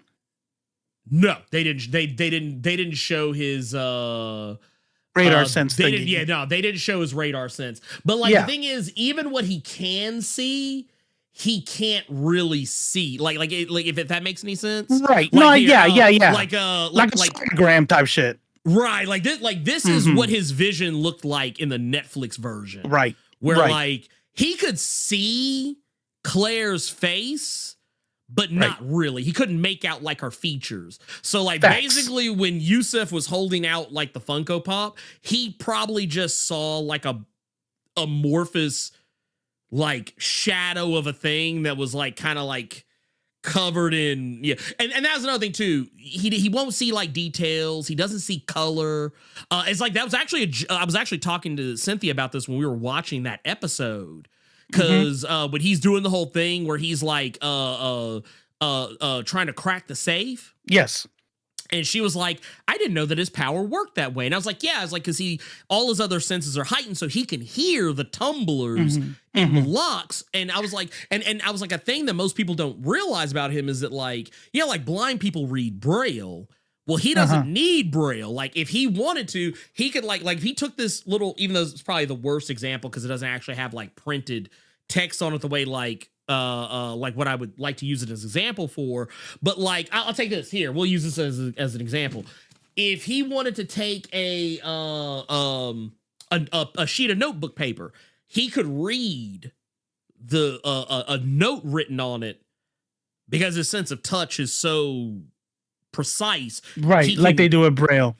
Yeah, so he could read it as if it was Braille. Yeah. Let me be clear. Like I because I could tell with the chat, like I know how his power works, like in the comics, and I know what my point. To get to the point is, I think unless they prove me wrong, sometime in the season, because of his head movements, his body language, I think they're moving away from that radar vision, whether it's thermal or that grayness or whatever. Because when you look at his body language, you'll see like talking, he'll be like he's listening super hard, and he can tell where everything is and what's happening based off of sounds. And there's no like visual reputation. So you bring up sonar, Beatmaster. So sonar is two things. There is a sound propagation that goes out, and then it bounces back, and then there's a receiver that creates a visual representation of what is being bounced back. And now in the comic books and in the Netflix series, that's what he literally is receiving in his brain. He's getting that map of the bounce back, right? But in this one, I don't think he's getting any kind of map. I don't think there's any map he could see. I think it's literally just super hearing, and that's why he can work off of it. That's what I don't know. Yeah. I think it leans more towards superpowered blind person versus a different kind of sight. Yeah. I'm not really sure what they're doing with it. I kind of feel like it's going to be one of those things, like, because I will say this. So the shot that I showed you doesn't come up very often in the Netflix show either. Like, the way they did it on the Netflix show, when they made this reveal, it was kind of like a big deal. Cause like we really didn't see how he saw the world until that moment. So like it's kind of a holdover from the Netflix show, I think. I think honestly, I think they're gonna save his radar sense for those moments when like, oh, here's a really impactful moment that we can use it in a clever way. That's what I think they're doing with it. But if they do, then that'd be cool because they're holding to the comics. It's hopium. I'm like, it'd be kind of cool if they just went with super hearing But yeah, I wouldn't be bothered either way. But No, not at all. Well, and what I will also say too is for what they're doing with it and how like whether or not they end up whatever direction they go. What I appreciate is, and this was kind of the other thing I was talking about. I kind of was alluding to with Cynthia talking about how he works. I was like, if you told him to chase the person with the blue shirt, he wouldn't know who you were talking about. Right. Right. It would just be like I don't know, some dude. Like it's kind of like when he was listening to like the footsteps of the officers and like the bank robbers, because like he's like, I love that shit. I thought it was cool. By the weight of the hitting the ground, like I know exactly who is who. I was like, I like that. I live for that shit. That whole thing was so dope. I love it. It was awesome. And the thing that I love about it is that like we're like once again kind of getting back to that black and brown representation. All it did was enhance. All it has done is enhance the show itself. Like once again, I want to pull this back up. Like you look at that, you got like the mentions of Kamala Khan. You've got Angela. Who is out there. I didn't even add BB Urich into this, who like she's kind of been a force that's been kind of looming over the proceedings. You got Yusuf, your Kamala's father. You've also got the character on the left is actually somebody that was just recently even shown off. This is actually Cole North from the comics, like one of the more recently introduced black characters in the comics, who starts off as not a bad guy, but as like an antagonist to Daredevil because he's a cop who's trying to take down a vigilante. Right. But ultimately winds up becoming an ally of, oh my God. He also becomes an ally of Daredevil. You've also got Cherry, who's always popping up, the older gentleman who's like always helping him out, like with evidence and things of that nature. And honestly, that's even before you get to some of the other characters like Hector. Hector Ayala, who is no longer with us, sadly.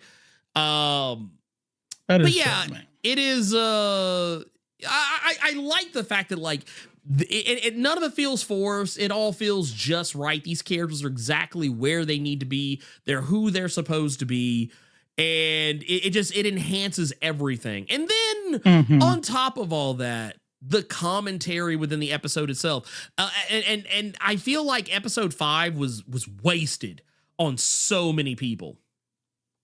Episode 5 was wasted on a lot of people. I am so ashamed, as usual, because there were so many people that were saying, "Oh man, episode 5 was a like." I actually had this conversation. People were like saying episode 5 was a filler episode. They're like, "Oh, it's a filler." Oh no, episode. I saw that shit. Yeah. I was like, dude, get the fuck out of here. Like the whole way it ended, the cut between one fight to the other. I thought that shit was so dope. I was like, I see what they're doing. It was so two fucking sides. cool. It's a Batman Joker thing. It's a Batman Joker thing, but it's Daredevil and Kingpin, and then it comes to that last part. Spoilers. It comes to the last part. It's like, is he gonna be? Fast 5. Yeah, 6th. Yeah. Okay. I know. Zuzadem. Embarrassing shit. What the fuck? Well, what I love about, and that's the thing I was trying to explain to people. I was like, because there were people saying, "Oh, well, I mean, it doesn't really have anything to do with anything." I was like, dude, do y'all not know what this show is about? I was like, tell me you have not been paying attention to the show the whole time you're watching it, because I was seeing people literally say that, talking about how, well, I mean, it's not really doing anything. I mean, it doesn't really have anything to do with the main plot. I was like, dude, the Irishmen that robbed the bank, they are quite literally the same motherfuckers we have been seen robbing the other gangsters for the past 2-3 episodes. Y'all are clearly not paying attention. You motherfuckers are what show are you watching? Phone. alone. I was like, these motherfuckers, they forgot. They went and watched Daredevil on Netflix, not on Disney Plus. They're watching the old shit. This is the same shit. This is the same shit. Everything's just. What are they doing here? I was like, bruh, what are we doing here? Like, dude, and here's the thing: these motherfuckers don't know what filler is. Y'all motherfuckers forgot how Netflix used to do us. They would force 13 episode series for all the Marvel shows. 7 of the episodes would be actually about something, and then 6 of them wouldn't be about shit. Like, okay, everybody knows this. Okay, let me put y'all on game. No one who used to watch the Netflix stuff. This is how it would work. The first like 5 or 6 episodes would be lit. And then you would reach that like 6th, maybe 7th episode. Maybe. And then like you would get like 3 or 4 back-to-back episodes of bullshit. And the show would not get back on track until like the last 2 episodes. That's how it always fucking worked. Yeah. And plus, I feel like people use filler episodes for like wrong shit. Like filler episode now means like show episode I didn't find that interesting.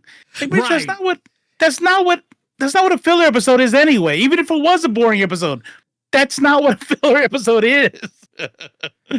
Oh, and then, and that was the other thing too, because someone else actually said it, and I was so happy they did. They said people are misusing the word filler. They were like saying like this wasn't a filler episode. It was a bottle episode. It was an episode that's self-contained. It still has everything to do with what's going on in the show, but it's an episode to kind of break up the monotony so that you can, because I'm gonna tell you, like, for those who don't understand, a filler episode is an episode that literally ain't got shit to do with shit, and you literally do not have to watch it. I saw people literally it's an anime term. Right. It's an episode. An anime term. They were making the shows faster than they can come out with the chapters of the manga, so they had to put something in there. Right. It just, but the thing I don't understand is that people, they've been misusing this shit so much. They're so cooked when it comes to knowing how a story works. I was like, okay, for one, it's not a filler episode. It has everything to do with whatever else is going on. Once again, I want to go back to The Irishman.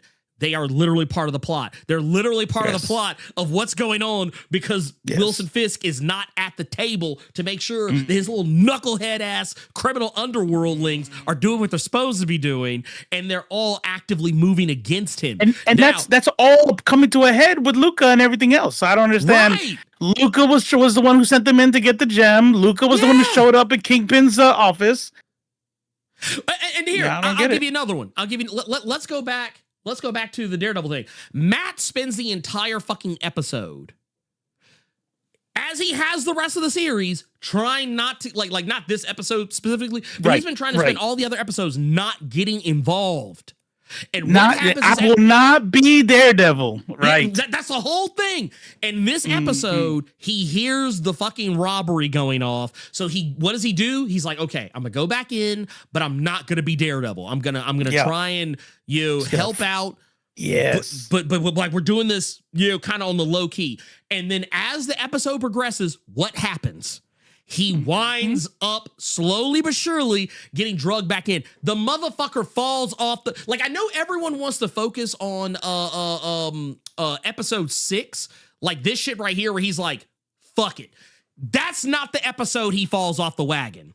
This is a funny moment. This is a funny moment from a narrative perspective. This shit's fucking funny because you're like, oh man, he cursed in a Marvel show. Okay, that's crazy. That's crazy. But here's the thing. This is not the moment he falls off the wagon.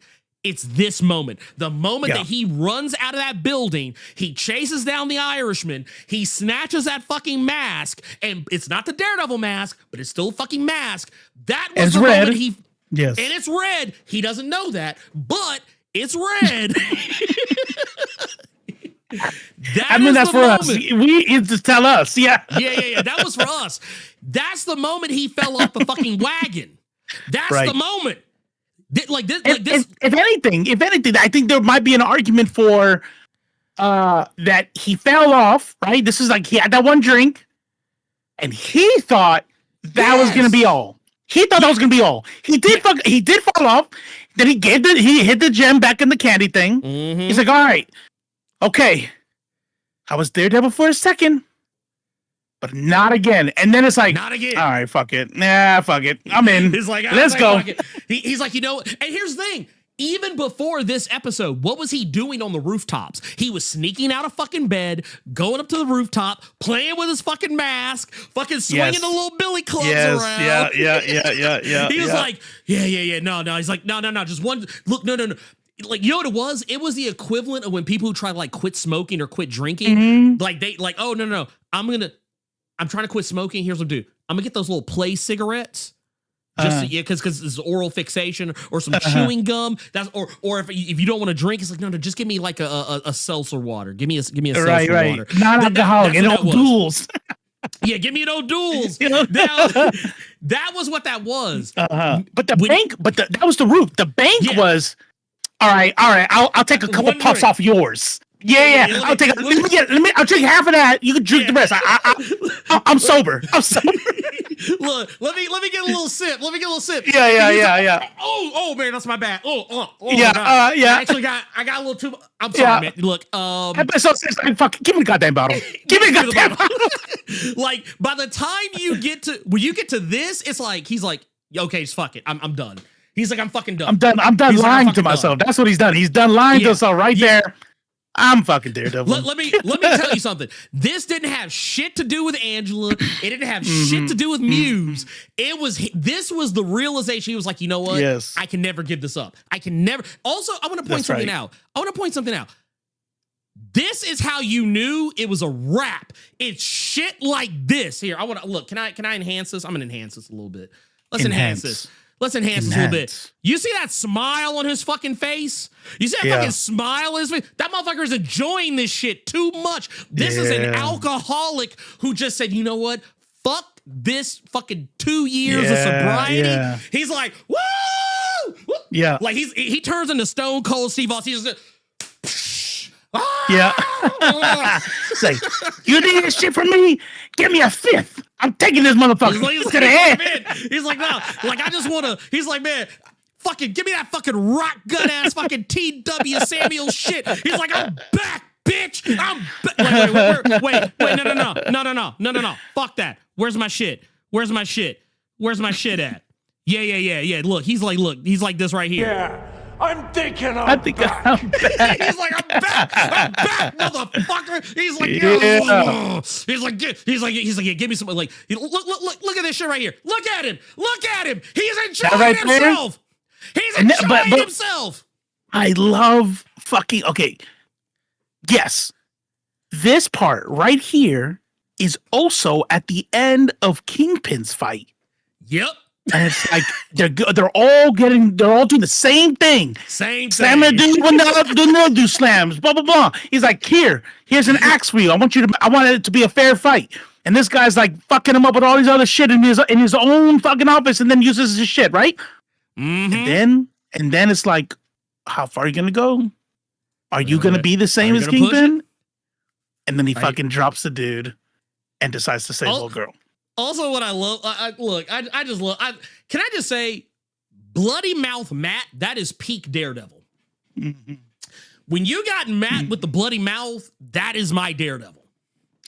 That's my. By the way, that theory I had about not having Echo Vision, just scratch that. Just scratch that because I just noticed he has translucent fucking things on his eyes.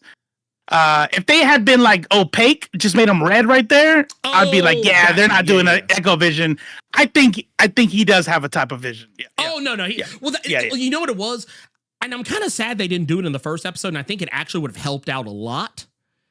Because one of the biggest complaints I think people had about the first episode, not so much that the fight scene was bad, but people wish they saw more of it. I wish they would have cut back and forth, but they were trying to do the whole hallway fight thing homage. Right, I wish they would have at some point, like, kind of in some way shown, him had like honestly, the moment with Foggy would have been the time to do it.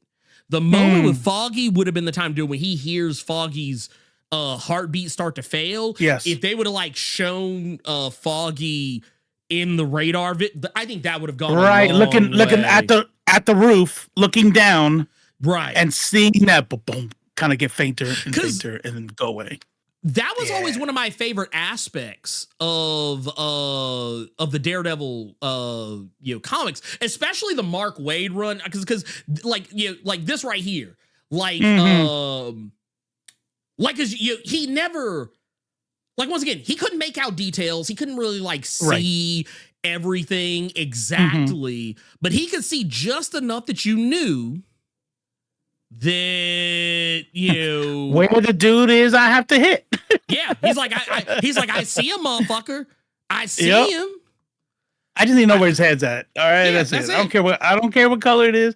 He's the only motherfucker that could say about race. I don't see color. Yeah, I'm like, yeah, that's true, dude. You can't. How you judge the people on the race? You can't. What? And you know what? I actually want to. You know what? I'm glad you brought that up too, because that was something else that came up when I was talking about because Cynthia was behind on some episodes. We actually played a little. I went back and watched some with her. But the episode prior, episode 4, the one where he actually meets Punisher again. What I loved about the episode, everybody was really focused on the Punisher part of it. I actually focused more on the law side of it, because there was something that came up in that episode that I thought was really fucking cool. And it was when they were talking about the fucking criminal justice system.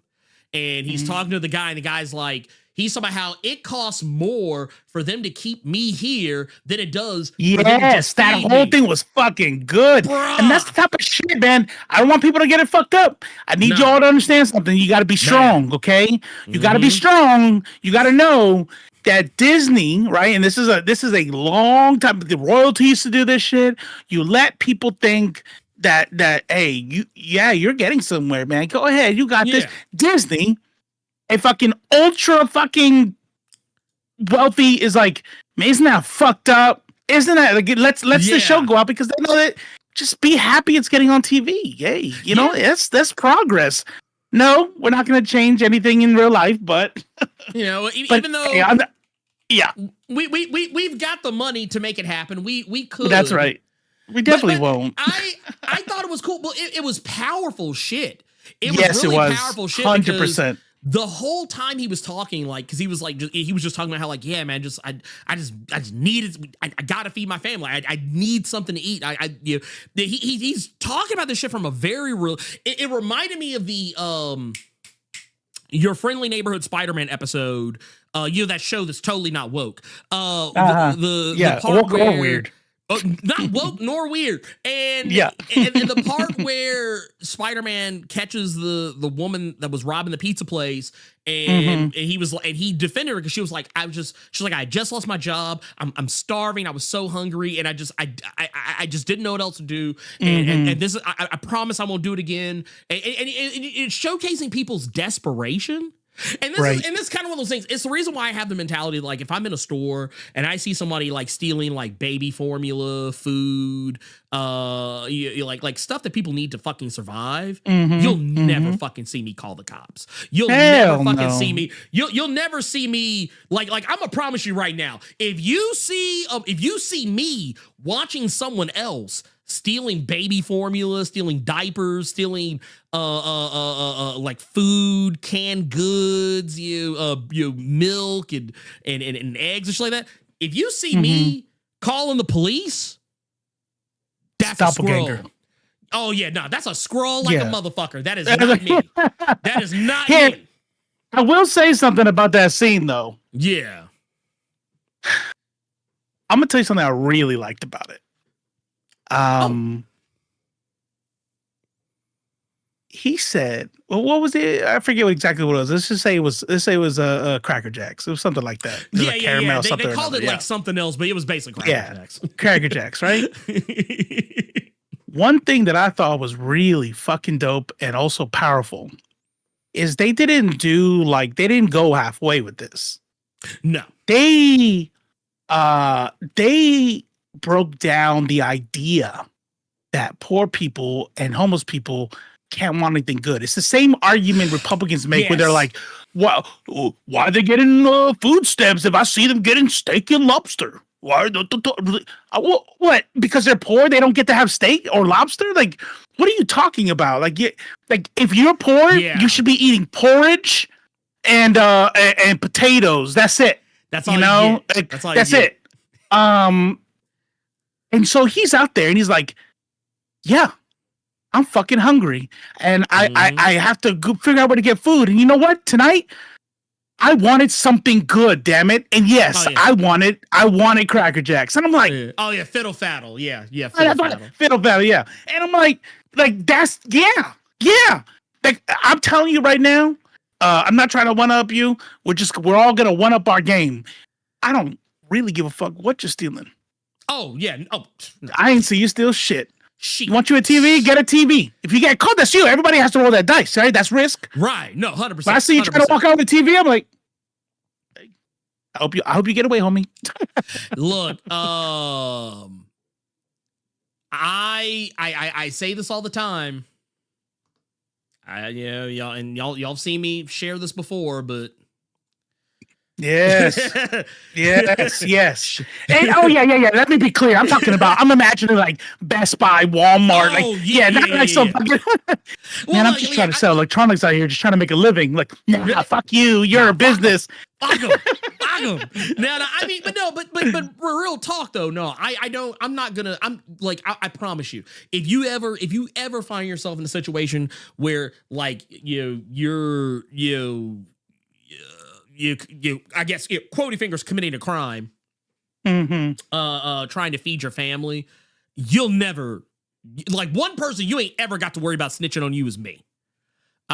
Because and I've been in that situation where I've literally witnessed people shoplifting to feed their family, and I'm like I even remember doing during the fucking pandemic. I saw a woman like taking some shit, and she looked at me because she realized I had saw her, and when I looked at her, I was like, I didn't say anything because I didn't want to draw attention. I just did this, and I was like, and turned around and walked off.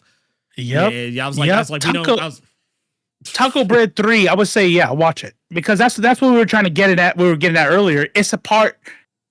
It's not filler because there is shit that helps the plot moving forward. And if you miss the whole thing with Luca, you're gonna miss the Luca engagement with Kingpin, and then there'll be some shit that's lost. I was gonna say this. Well, depending on like they said, they literally just showed up. If you showed up after all that shit we just said, then no, you did not hear the definition of what we're talking about. But hey, good on you if you feel like you can skip it. But I feel like you did yourself a disservice. I thought they were asking. No. They said no. They said, by the way, I can. They said, by the way, by your definition, episode 5 is filler because I can skip it and just be fine and be fine.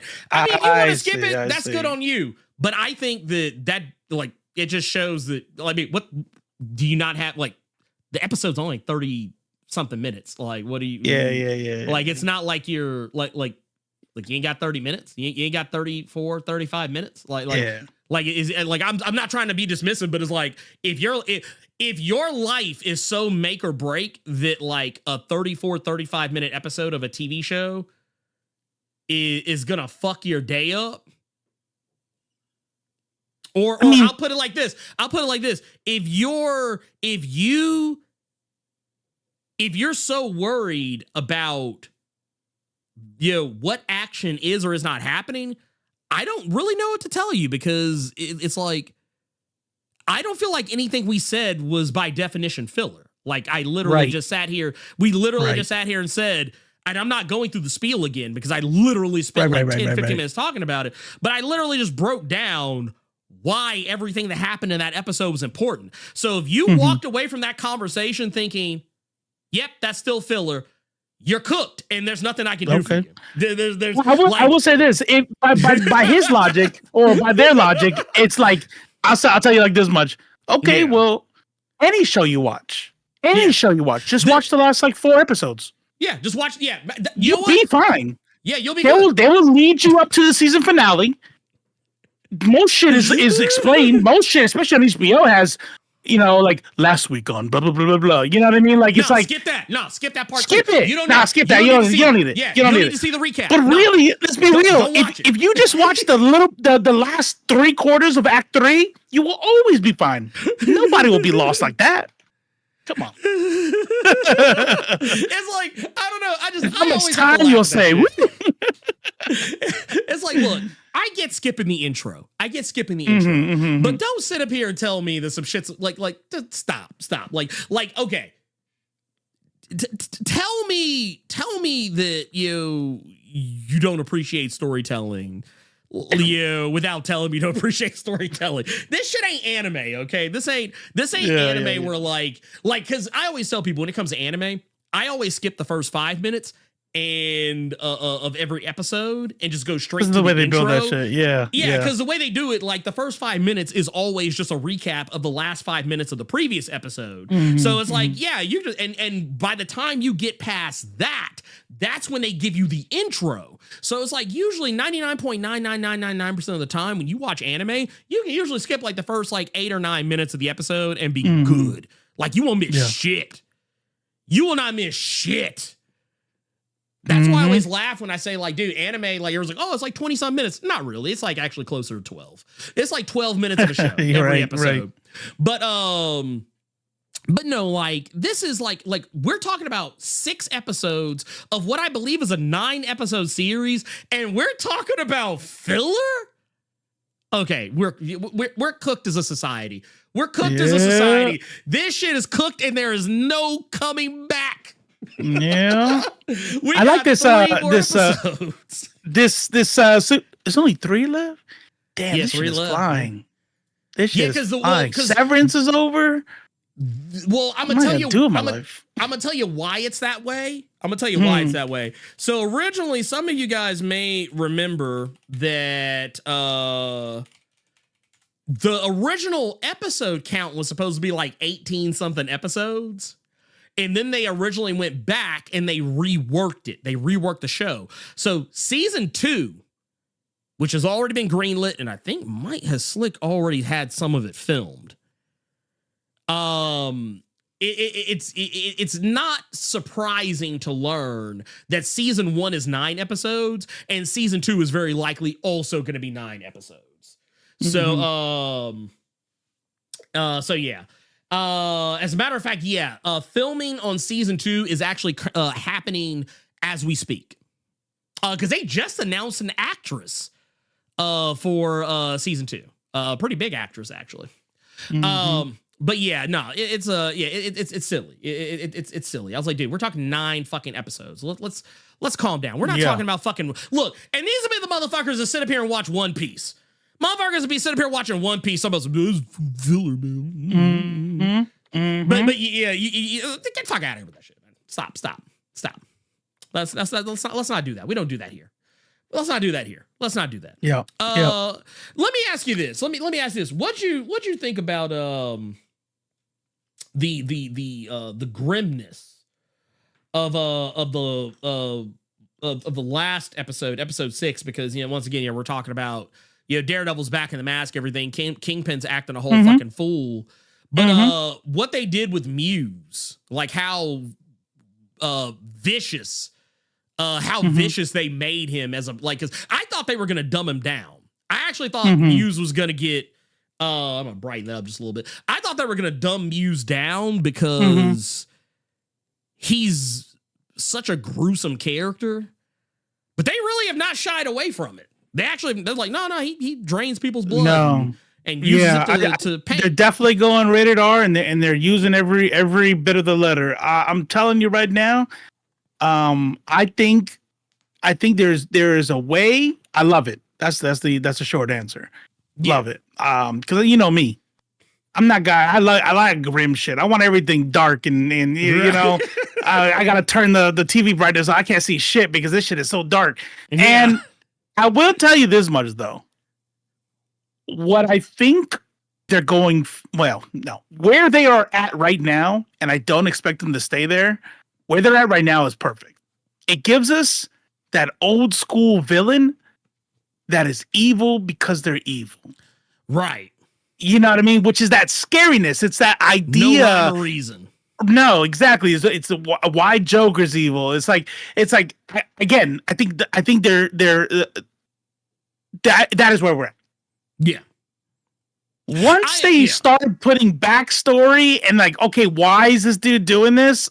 We'll see if they stick the landing or not. I don't know. I don't know if Yeah. they'll stick the landing or not. I now a couple of things I can answer real fast because I saw some people bring this up.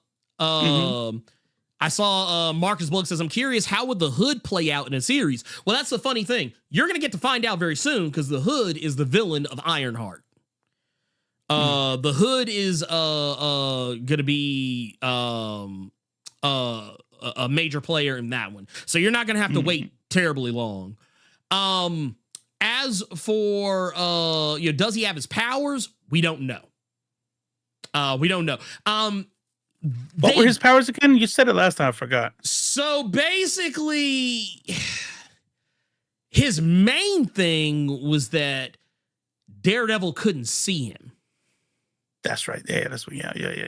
Daredevil couldn't see him. Like, he sucked in like sensory information, and technically he had like he was an enhanced person because he was an Inhuman.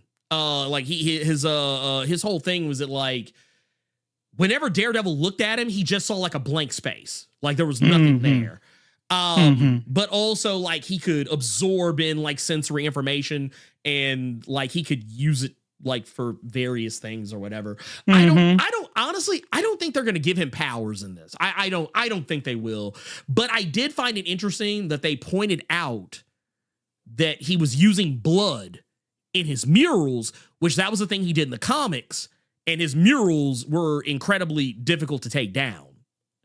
Because he put some other shit on top of it. Yeah. So like, I don't know. I don't really know what they're gonna put into that. But I did appreciate that they did not tone him down. I mean, yeah, you're not witnessing him like actively kill people, but to be fair, in the comics, you didn't really actively witness him kill too many people there either. It was usually like you saw what he did like after the fact. His grotesqueness largely came in the form of like you getting to witness him blind, like actually physically blind, spot. Or was it blind? I always get the two characters mixed up with their names. I think he was blind spot. She was blindfold. That's two different characters. But yeah, I like what they did here. I actually was surprised that they let him get as far as he did with Angela. That was the part I thought was the most surprising. Like, because I was like, oh shit. I was like, is he slick gonna? I was like, are they actually gonna kill her off? Like, I was like, dude. I mean, that little thing has been in her leg a minute. I was like, dude, that thing is almost filled up. I was like, Daredevil, you have a little too much fun beating this dude's ass. You might want to go check on your girl. But no, I liked everything they did with this. I liked everything they did with this. This was peak. This was like peak Daredevil thus far this season. Like in every episode, I feel like I get to say that, and I think that's always a good thing. Even the shit where like just to take it a step further, like the shit where like Angela's talking about like what Hector would have wanted. I thought all that shit was cool too. I thought everything there was cool. The way that she's like, no, I want to try and find a way to carry on his legacy and and kind of recounting the things that like he used to tell her, and that I got to do this myself. I can't count on other people to do for me. Yada yada yada. So I mean, I'm pretty sure. Here's the thing. At the end of the day, this is what you can expect. We are gonna get we're gonna get a moment. We're gonna get a moment. It might not be this season. Might be next season. You never know. Right. But we'll see Daredevil hanging out with Yusuf in Jersey. Kicking it, eating whatever the fuck food he was talking about that Muniba makes. And Angela will be there too, and Kamala will be there too, and Kamala will be like, hey, have you heard about the Young Avengers Initiative? Boom, there we go. It's done. It's done. That's how we get the setup. Y'all. That's it. Did you catch the swordsman? Did you catch the swordsman from Hawkeye? In that 6th episode? No. Old boy right here. Oh shit! Yeah. You know what's funny about that scene? I did see the swordsman. I did see this character, but I sat there like, I know that dude from. I just didn't chase it down. Well, he's somebody. Well, it's kind of funny because they actually show him in some cell phone footage. Like earlier, but then like it's like, oh, okay, yeah, that guy. But I was like, oh, okay, that's cute. And I thought that was gonna be the end of it. But then you see him later. You see him later in the episode. It's like, oh, dude, there he is. I was like, oh, that's cool. But yeah, I don't know. I'm here for it, man. I'm not gonna lie. I love the series. Now I'm a little biased. Yeah, because I have a unhealthy obsession, I would say, an unhealthy love for Hornhead. Right. Having an unhealthy obsession. So I'm a little biased. Hence the channel name. Right. Yeah. Which is crazy that most people never catch that. Like there are so many people. Like, huh? And they'll be like, yeah, they're. Have they never seen your channel banner? That's how you know, fake fan. Fake fan. Yeah, fake fans. They're like, what? What do you mean? I ain't never heard nothing like that. I don't know what to tell y'all. Like I remember originally when I was initially creating, first getting ready to start out, the channel was originally going to be named Nerd Without Fear. But it was already taken. There was already like another YouTube channel that was using that name, and at the time they were active. But shortly after I started, they became less active. So this way it was better. They did you a favor. They did me a favor. They did me a favor. But yeah, just in case if anyone was ever wondering like where it comes from, just if for whatever reason it never hit home. Yeah, that's where it comes from. Hey. So if you read that last super chat. Yes. That's my segue.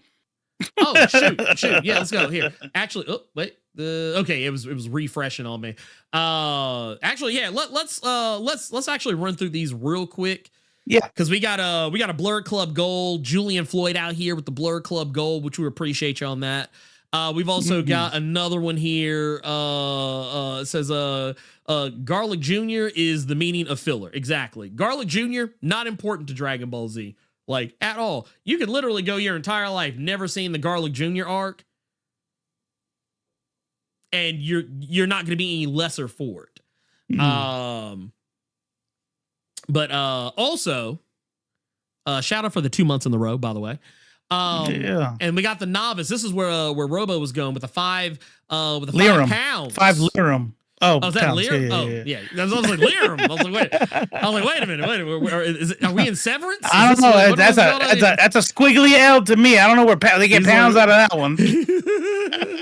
Oh snap! Then we got, dude. Speaking of shit. Oh shit! Speaking of Blerd Club memberships. Damn, golds too. Jesus, man, dude, Gearless out here just slanging gold. There's gold in the bundles. Man. Dude, out here just what's up? Everybody's catching one. He's like, I'm gonna have to renegotiate my contract. That one right there is kind of wild. I want to be happy for you. Right? I want to be happy for you. He's like, oh shit, that's awesome. I'm so fucking good. He's like, that's crazy. He's like, crazy. He's like, wow. He's like, that's wild, man. That's I hope you appreciate that. He's like, he's like, thank you. But shout out to Gearless Mo. For real, that's dope. For the 20 memberships. I'm just playing. But no, the novice said a lot of black reactors turned into Fox News watching Serial Dude talk. Completely missed the point. # black leftism matters. That Yes. You're not wrong. You're not wrong. People forget their roots. There's so much shit that I don't understand about like black and brown culture. When you look at like even leftism in Latin America, the Catholic Church was huge in a lot of these revolutions. You know, they had their own versions of the Underground Railroad, you know, for like communist revolutionaries. The Catholic Church was involved in that. You know, we have the Black Panthers. We have a lot of organizations that are what was it? The Young Lords. You know, a Puerto Rican and Dominican group that was modeled after the Black Panthers and marched in conjunction with them. I say this all the time. You've all heard me say this. And then we got people out here being whole ass Herschel Walkers. Like what happened to you? Like what happened to you? And by the way, I'm gonna be exactly. I'm gonna be I don't know if this is problematic or not. Okay. But I'm gonna say it anyway. If you were raised in a white community or adopted by white parents or primarily raised because you're mixed race black person and you're I give them a sliver of a like, all right, well that sucks for you. That sucks you were raised like that and you fell into that bullshit. You know what I mean? Yeah. But what really blows my mind is when you have like black and brown folks that were raised in black and brown communities by black and brown parents with the culture. Right. And still end up Herschel Walker. Dude. What the fuck is going on? What the fuck is going on? So you're absolutely right with that comment. But what really, I saw that and I'm like, what it took my brain to, and this is going to cause some division in the chat. And I'm willing to have the conversation. What it took my brain to is how people are now reacting to Jonathan Majors. Oh yeah. Oh my God. Yeah. That. Oh my God. Yeah. Yeah. It's disappointing. It's disappointing. It really is. I'm sick and tired of people. I said this on Threads the other day because because I've kind of reached this point where I just don't give a fuck anymore. Like I third generation don't give a fuck anymore. Like if people want to be mad at me, if people want to cancel me or not want to fuck with me anymore because of my opinions on Jonathan Majors, I'm just gonna say, look, I'm gonna pull this up. I want to pull this up because I want people to know that I'm serious. I want people to know I'm serious. I don't want. This is my statement. This is how I feel about it. I'm not changing my mind on this shit. But this right here, I'm gonna read it. Jonathan Majors' little apology tour isn't really an apology tour if he won't actually say what he's apologizing for, nor does he seem particularly repentant about what he did that he refuses to directly address. And all the black men excusing his weird behavior, like choking a woman and using threat of suicide to make said woman stay with him, you have told on yourselves, and I pity the women in your lives. I pity every woman who is connected to you, whether it is by blood or by choice. Yep. Every woman in your life. And I'm co-signing that. Every letter, every punctuation co-signed. Yeah. No changes, no notes. No. Listen, I'm telling you, okay, so some people are like, what happened with him again? And then, you know, I see some hold-ups. Wait, what's your take on him? Listen, here's the deal. I'm gonna tell y'all something. I sent you, okay, actually, it's 24 seconds of a network cartoon. I sent you the link. Oh shit! I know you don't get notifications. I figure you would just sit there in the background until I told you. Do you, if you feel comfortable, letting it play 24 seconds? I don't know if we need to cut it out later if it gets a warning. If we get a warning on it, I'll just cut it. But I mean, this is actually something I meant to clip. Yeah, it's actually something I meant to clip myself because it's something I've. As a matter of fact, I'm definitely putting that shit on Threads later. Yeah, I was gonna say, because it's funny because someone actually posted it, in response to that thread. Which is why, like, when you said was like a clip, I was like, oh, I know exactly what this is. But yeah, let me pull this up, and like I said, we will. Why is it making? What the hell is wrong with you people? Every famous nigga that gets arrested is not Nelson Mandela. Yes. Hold up. Conspires to put a lot of innocent black men in jail on fallacious It's making me charges. do this weird thing to sign. That's why I haven't clicked over to it. Okay. Let me see if it'll let me. Yeah, here it is. Oh, it cut at the most. Well, I'll put it like this. Let me pull this part up. This is the main idea right here. This is the main idea right here. Yes. Not every famous nigga that gets arrested they're not Nelson Mandela. They're not fucking Dr. Martin Luther King Jr. They're not fucking Malcolm X. Yeah, and we've been talking about this shit since the beginning. We've been talking about this. You can, if you're new to the show, scroll back on the playlist. You'll see when the news first came out, we talked about this.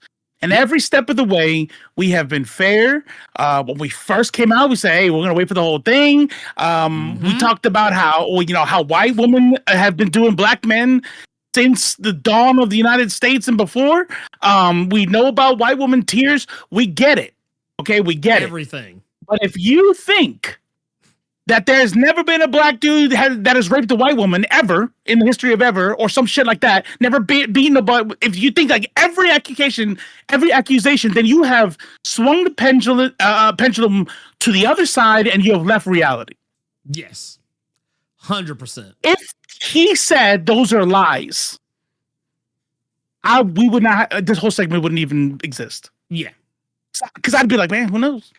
That sucks. I have no idea who's telling the truth or not. That's crazy. We got a recording. First thing people want to say about the recording. Go ahead. Oh, saying that was AI. They tried to say AI. It was AI. Yeah. Mm-hmm. Yep. They said it was. I think it's AI. I was like, you know what? It's just getting crazy. Might be. I saw a thing where Elon Musk was complaining to Trump, crying to Trump about his sales. I saw a thing about JD Vance. Crying, complaining literally with this whiny, but it sounded exactly like him. He's like, but I'm the vice president. And that's just sounded real as fuck.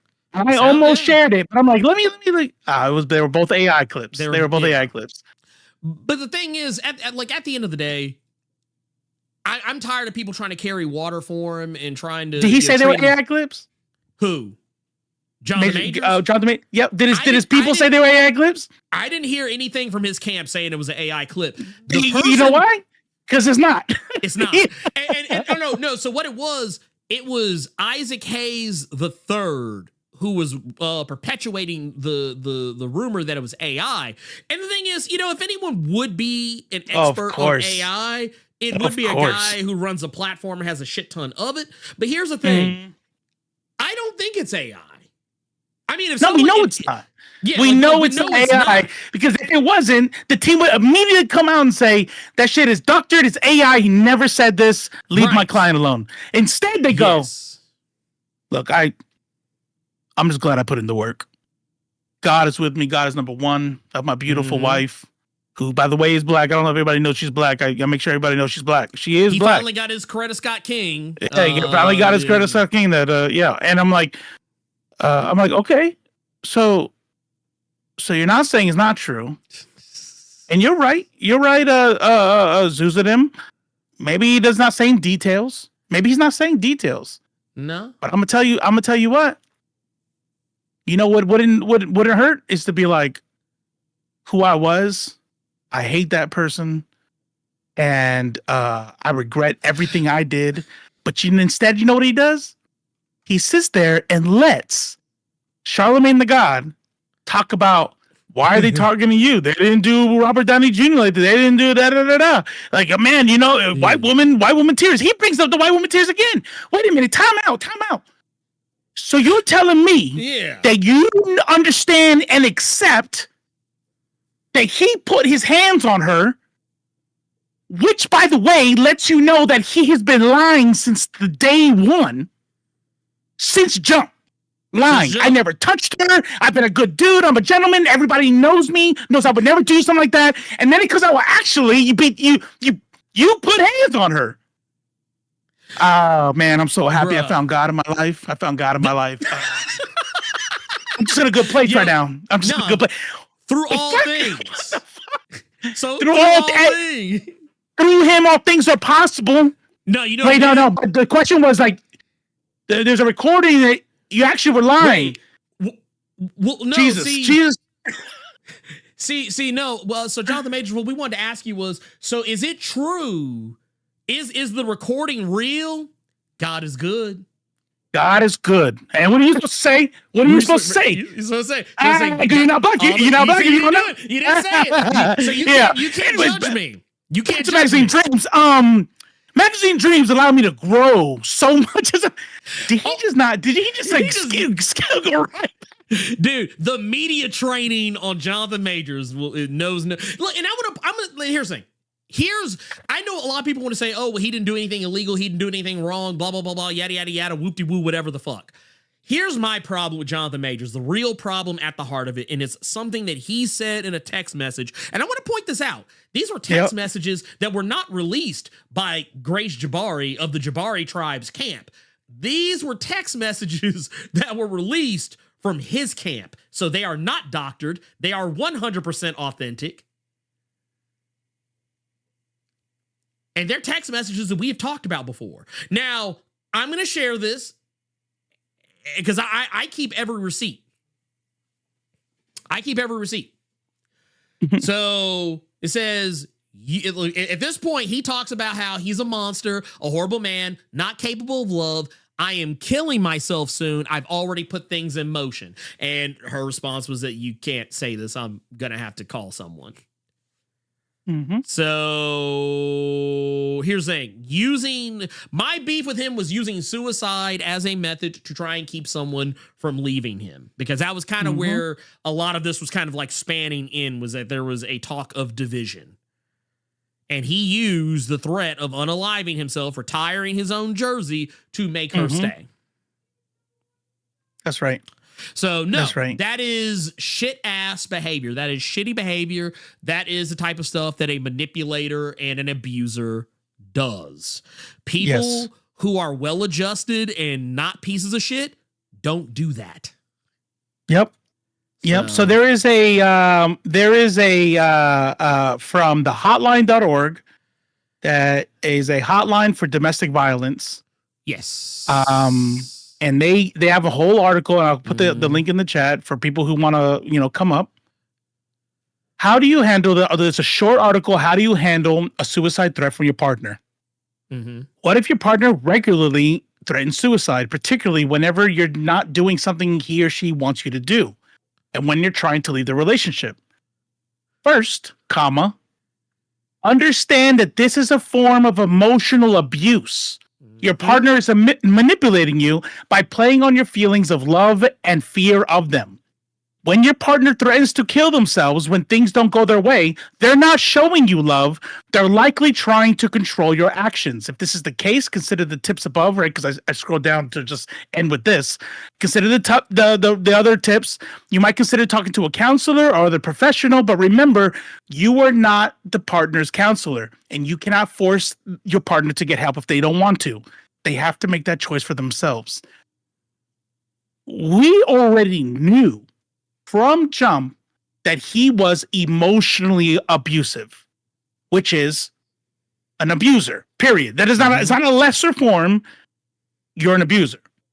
Never took responsibility for that. Got sent classes.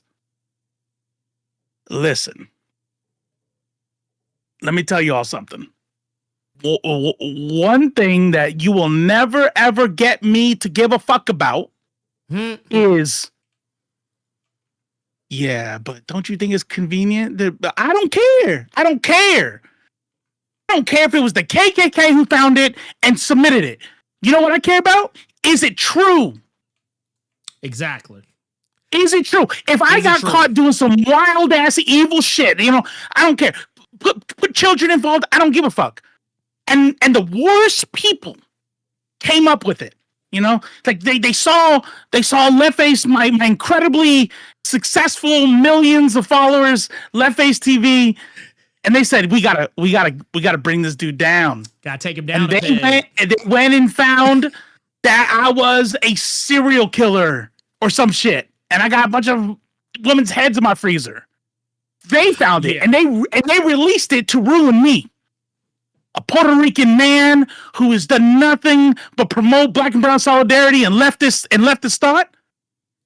They're trying to attack me, and the whole time I never tell you guys. They're trying to ruin me, and you know what? That's facts. That is why they're doing it. They went and found that information based off of racism and wanting to shut me down. Mm-hmm. But I never, ever in all of that tell you that it's fake.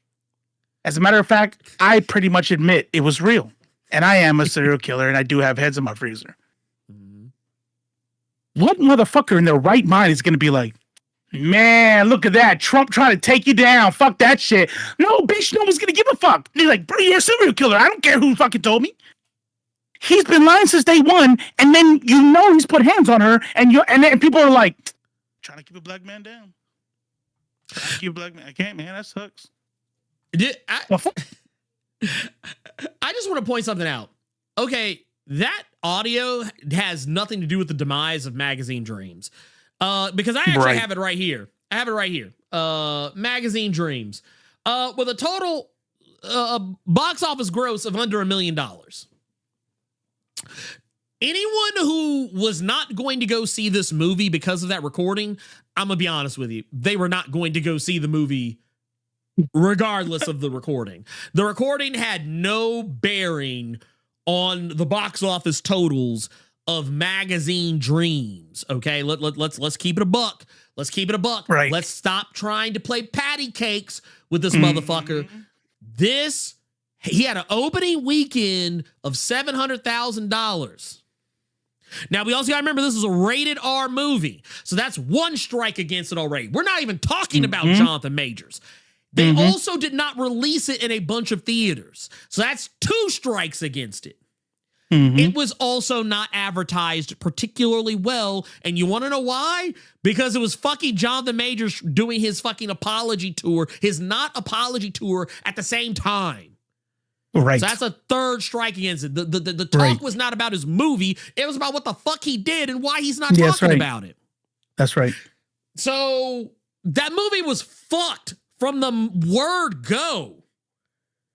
And I'm sorry, but even the people who were okay, if everybody who was just so in the bag for Jonathan Majors who wanted to fucking defend him, well, where were y'all at? Because it's not my fault the movie failed. It's y'all's fault. Uh-huh. It's his fans' fault. Because I didn't see his fans out here talking about, because all the same people I saw providing cover for him. Where are they at? None of them were out here saying, oh, man, dude, Magazine Dreams was lit. Oh, yeah, man, dude, y'all need to go see that shit. Go see it 20, 40, 50, 60, 70, 11 times. Man, dude, it was so fucking good. Oh, man, dude, he was acting his ass. Nobody was saying that. Yeah. Nobody was saying that, so stop.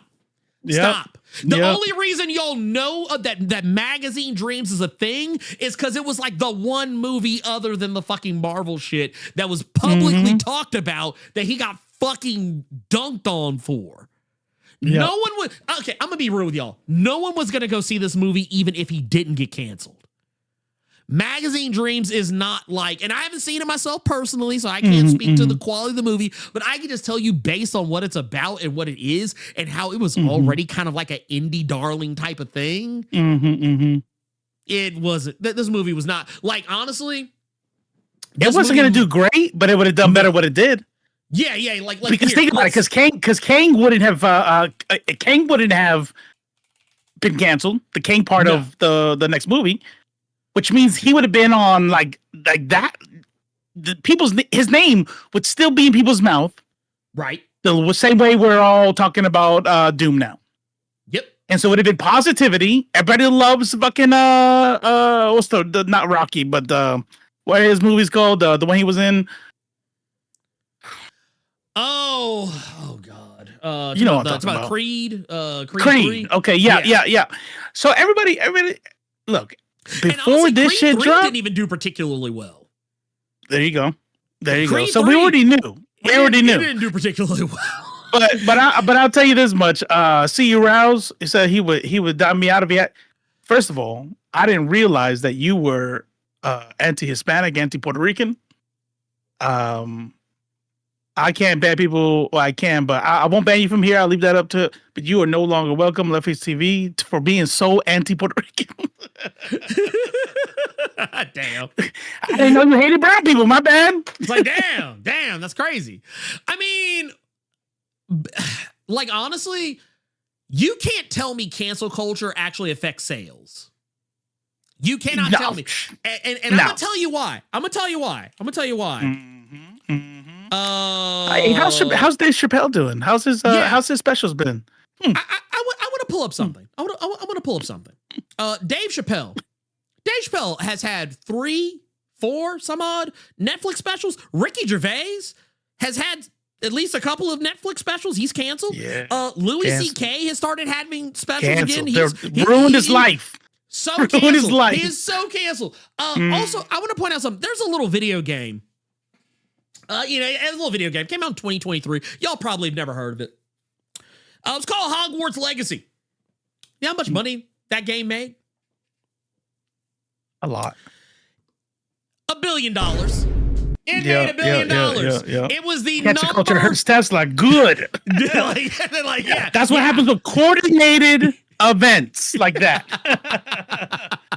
This game sold a total of 30 million units with a retail sales gross of $1 billion in USD. And this was with an active hate campaign against it.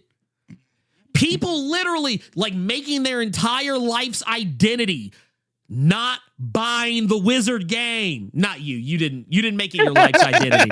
like you didn't like you weren't. I'm talking about the people who I didn't play it. I know what you mean though. But I'm talking about like the people who like actively they were making TikTok videos. Every Twitter post, every Instagram post, every TikTok video, every fucking Snapchat video was every YouTube video was. If you played that game, you wanted every trans person unalive. Yeah, that's like saying you hated them. What was it? To the point, even Mighty Keith had to make fun of it, where he was like, right. He's like, hey, so one copy of Hogwarts Legacy. He's like, okay, here you go. Here's your copy of Hogwarts Legacy. I guess you hate trans people, huh? And yeah. He's like, oh, wait a minute. He's like, what do you mean?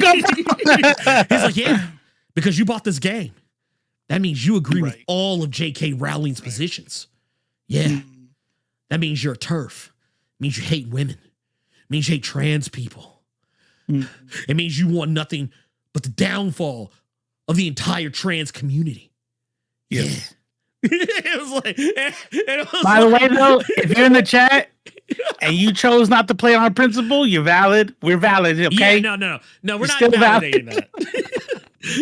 But here's the thing. And I kept telling people this, and I think someone who was a mutual of ours back when that was all popping off, I told them this too. I said, that game would not be making the amount of money that it's making if people weren't trying so fucking hard to cancel Maybe it. not. Yeah. I know for a fact, because that game, look, I told y'all, I played the game. No, she she did. What do you mean she didn't? Hold on, I gotta fact check that. Wait, J.K. Rowling didn't get a dime from the game? I'll play right now if she didn't. I don't. Yeah. Okay. Well, no, okay. So here's the thing. So the studio that made the game, I think already because it's all under paid for the license. Yeah, I think they paid for the license for it. But I mean, at the end of the day, regardless of what money she did or didn't get, she makes way more money from other shit. Yeah. And it's like, dude, like it's the principle. Yeah. And here's the thing. I'm totally here for that. I'm totally. Yeah. But I will say this. I actually thought that if people would have just not given it oxygen, like, and what I mean by not giving it, I'm just saying, just ignore the game. Pretend it don't fucking exist. Right. I don't think it would have, because I saw a lot of people like, oh, the letter people are mad that this game is coming out. I'm buying, like, I literally saw people say this. I'm buying 2 copies. I literally saw people say, I'm buying 2 copies because this is pissing off the LGBTQIA plus community. I literally saw people say it. Which, by the way, really just like they don't. It's funny, like there's no mask anymore. It really lets you know who the right is. Not saying if you play you're on the right, but the kind of person who's going to be happy that trans people are upset by this game, and to where that I'm going to play 2.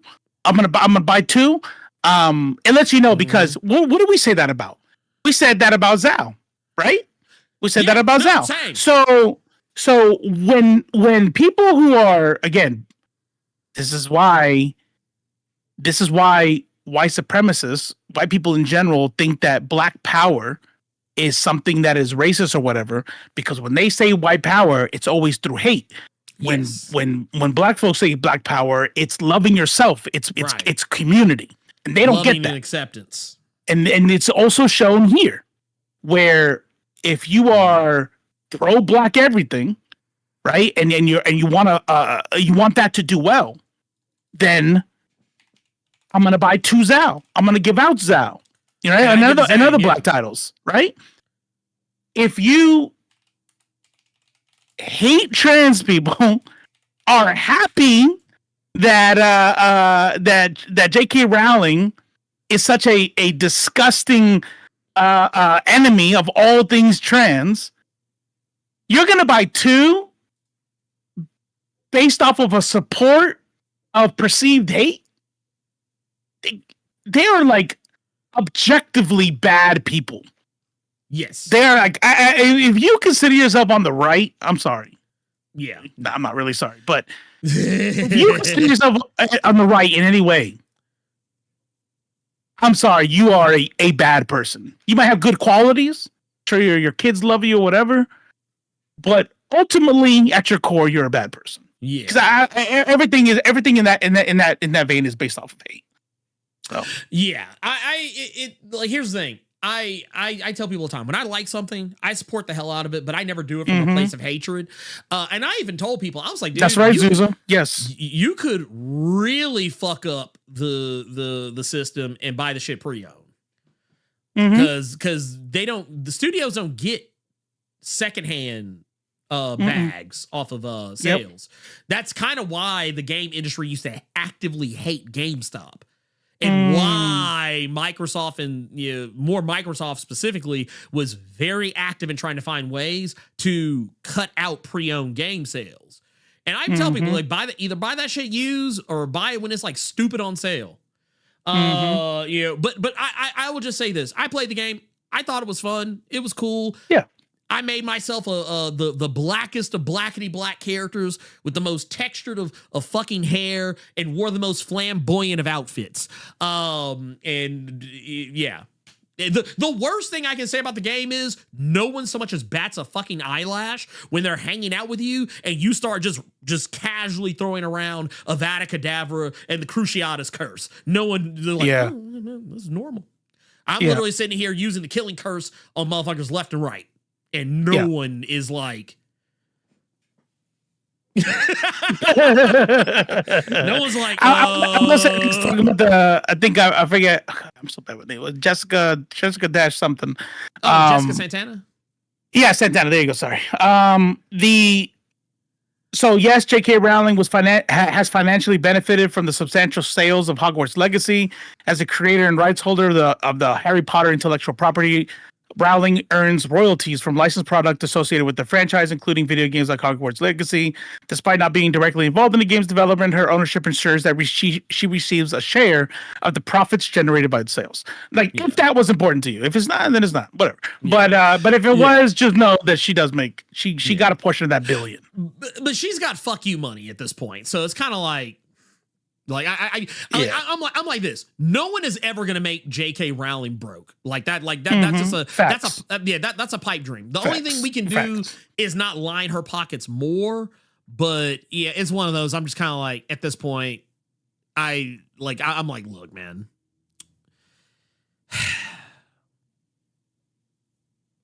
you just kind I say hit her where it's really gonna hurt her, because I don't think the video game really makes or breaks our pockets as much as like book sales, movie sales, or going to like fucking, was it Six Flags or wherever the fuck where they have Harry Potter fucking Universal Studios. Yep, Universal Studios. That hurts her pockets way more. Buying toys and memorabilia and clothes and shit, that hits. I think that actually, I don't really, she got a cut of the video game, positive, but I don't think, I think that money was peanuts compared to the money she makes elsewhere. I will say I'm definitely not one of those kind of people that are going to be like, oh, now we can stop pretending. I love fucking Harry Potter. Oh, Me and my kids watched it. I've watched all 6 movies multiple times. I bought them permanently. And I do want to watch the reboot. Yeah. But you best believe I'm not giving any money for it. No. I still subscribe to HBO Max. Yeah. Oh, wow. Really? Because I canceled it. And then my daughter who lives in Greece can't use the good place. She can't use. Oh yeah. And then she's like, "I'm just gonna pay for it, and I'm just gonna stay on your. It's gonna be easier. I'm just gonna replace your payment with my payment." I'm like, "That's fair. That's fair." You know that way, like that's less. That's less that I can have to request anyway. I can access it through Max. I will not. Yeah, but I will be watching it. Oh yeah, no, 100%. Yeah. And like I said, I'm not gonna be that guy that. I'm also not gonna be that guy that. And you know what? I think everyone needs to accept this. Everybody likes something problematic. I think we all need to sit down and really accept that we all like shit that we probably shouldn't. And I think the sooner that we all accept that as a people, I think the better off we're gonna be. Percy Jackson's better. I've heard. I do want to get into that. No. Percy Jackson's infinitely better. Infinitely fucking better. I will also tell you that if you just absolutely positively just have to like make a choice, if you've never had a particular favorite, you've never engaged with either one, just pick Percy Jackson and be done with it. But Animorphs. I would get into Animorphs, but those covers kind of fuck me up. Yeah, I'm not gonna lie, they scared the shit out of me. But like I tell people all the time, was it H.P. Lovecraft? Horrible human being. Right. However, I do like a lot of things that are based off of his works. Like and it's just public. Isn't it's just public domain? It's all public domain. Yeah. Like I play all the games and watch all the TV shows. I love that. I love the whole thing. Yes. So 100%. But like 100%. It makes it even better that I know he doesn't get anything from it. But also at the same time, there are certain like movies and TV shows and there's even some stand-up comics who are problematic by today's standards that I still enjoy. There's certain rap songs that I still love that use problematic language that I feel really scummy sometimes. But everybody does have a line because you know damn well you're not going to an R. Kelly concert. No. We talked about this. And if you're in the chat, and you would, please, you can. It is keeping it to yourself is an option. Yeah, that like because I'm gonna tell you right now, to the wall.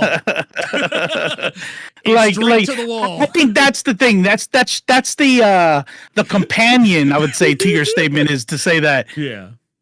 Facts. Everybody does. But I want to add that everybody should find their line. Everybody needs to find their line. And somebody mentioned, and I can't find it. I can't find it because I can't remember who said it. Maybe Trimble does. Maybe said something about I never got the JK hate. So just in case people are not plugged in and terminally online like me, and you guys like I don't even. J.K. Rowling isn't just transphobic. Like I don't know, but like she is cartoonishly so. She is a active like proponent. Her activism in her country, the UK, like talking to Parliament and trying. She has entire organizations that she supports and has created to dismantle transism as a piece of shit might put it. And so she is an active member who seeks to do nothing but harm trans people. She also She's also, I'm going to add to what you just said. She also actively has gone after people who are not trans and accused them of being trans, which is followed to those people getting online hate and death threats and bullying. Case in point, last year's Olympics, where the boxer Iman Khalif was actively targeted by J.K. Rowling. And even after it became public knowledge that Iman was not trans, that she was in fact a cisgender, biologically born female, J.K. Rowling doubled down. Yep. She knew Iman Khalif was actually a woman, but chose instead to actively keep calling her trans. I like to think that everyone comes from a place of innocence. You probably do. I don't expect everyone to know every single thing that J.K. Rowling has said. But now that I have told you this information, and you still, if at this point you still carry the notion that you still don't get the hate, right, I cannot help you.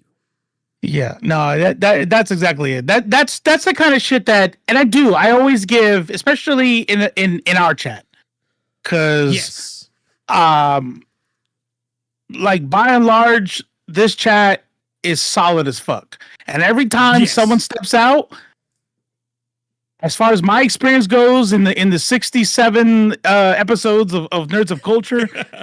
It is almost always, and one Blerd cave. Yeah, that's right. Guest spotted. It has almost always been some stranger nobody fucking knows and found us through the fucking thing. If they have been, it's never part of the community.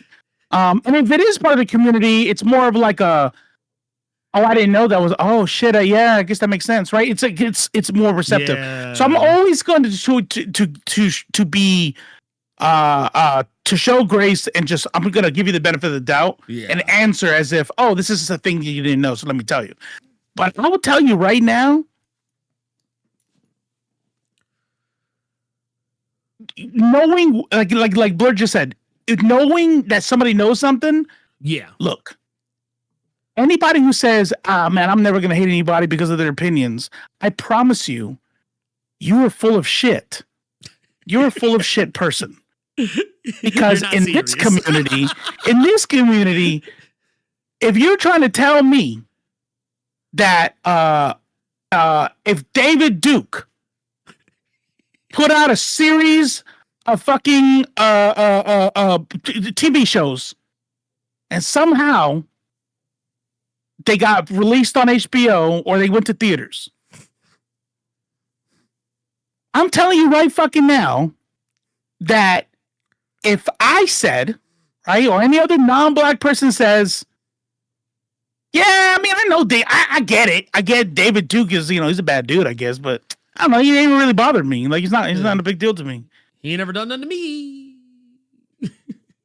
You're telling me you'd be okay with that? You would tell me that doesn't immediately let you know that motherfucker's a white supremacist? Like it's like that meme from the community, like where when somebody says, I can excuse racism, but I will draw the line at it. And then the black lady at the table, she goes, you excuse racism? Like, you know what I mean? Like hell no. No, I'm like, man, fuck out of here with that shit.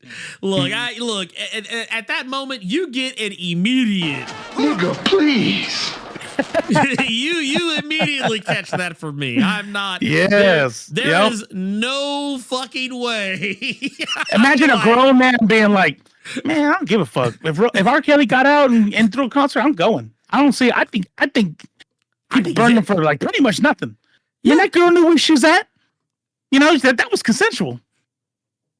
Motherfucker, That was a 13-year-old, man.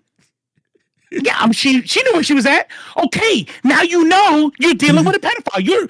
You're having a conversation with a pedophile right now. It's like literally what I'm saying? at this moment. At this moment. And I'm gonna tell you right now. Be for real.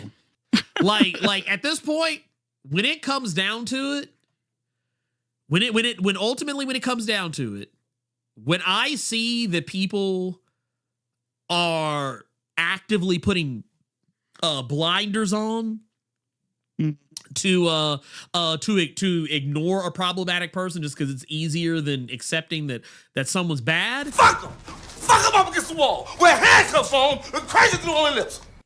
That's my mentality. I miss him. That's my mentality. Yeah. That's immediately my mentality right there. I'm just like, yeah. Fuck 'em.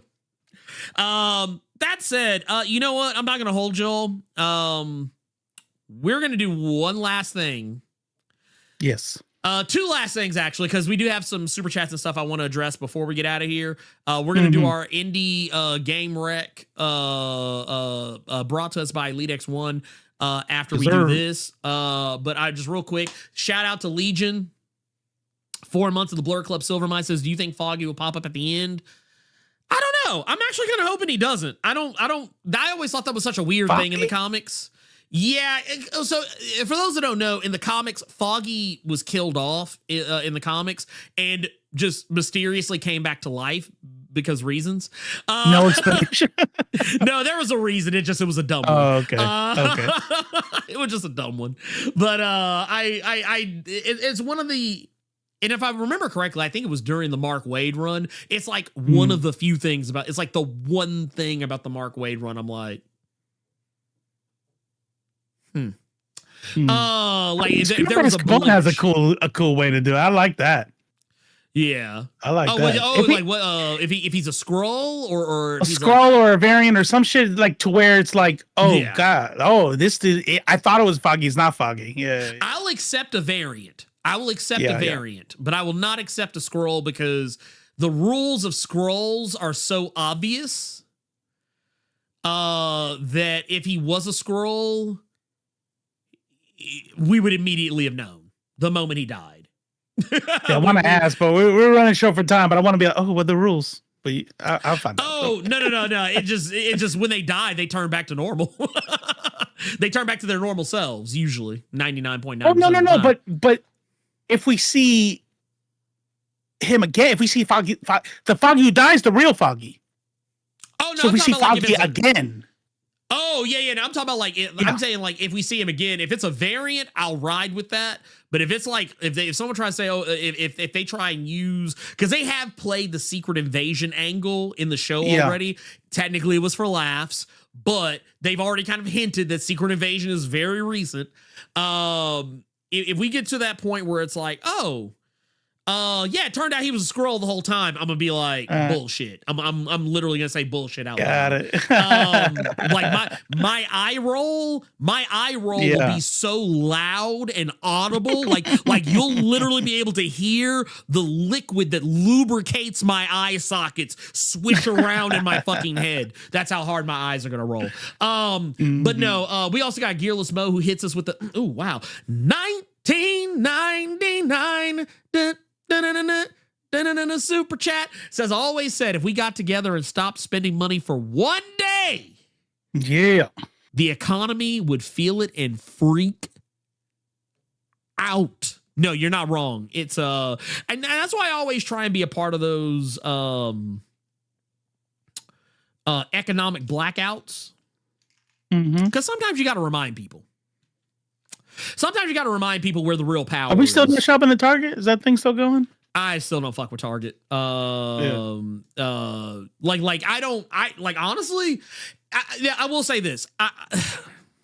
Part of it is slacktivism on my part because I was already not shopping at Target on principle anyway. But now it's just like, now I'm just further affirmed in my not shopping at Target. It's kind of where I'm at right now. But yeah, I still don't fuck with Target. Fuck them. Target, Tesla. I don't even have Tesla money, so I couldn't buy a Tesla to begin with. But like, if I bought an electric car, it for goddamn sure would not be a Tesla. Hey, by the way, I'm gonna let you guys know right now.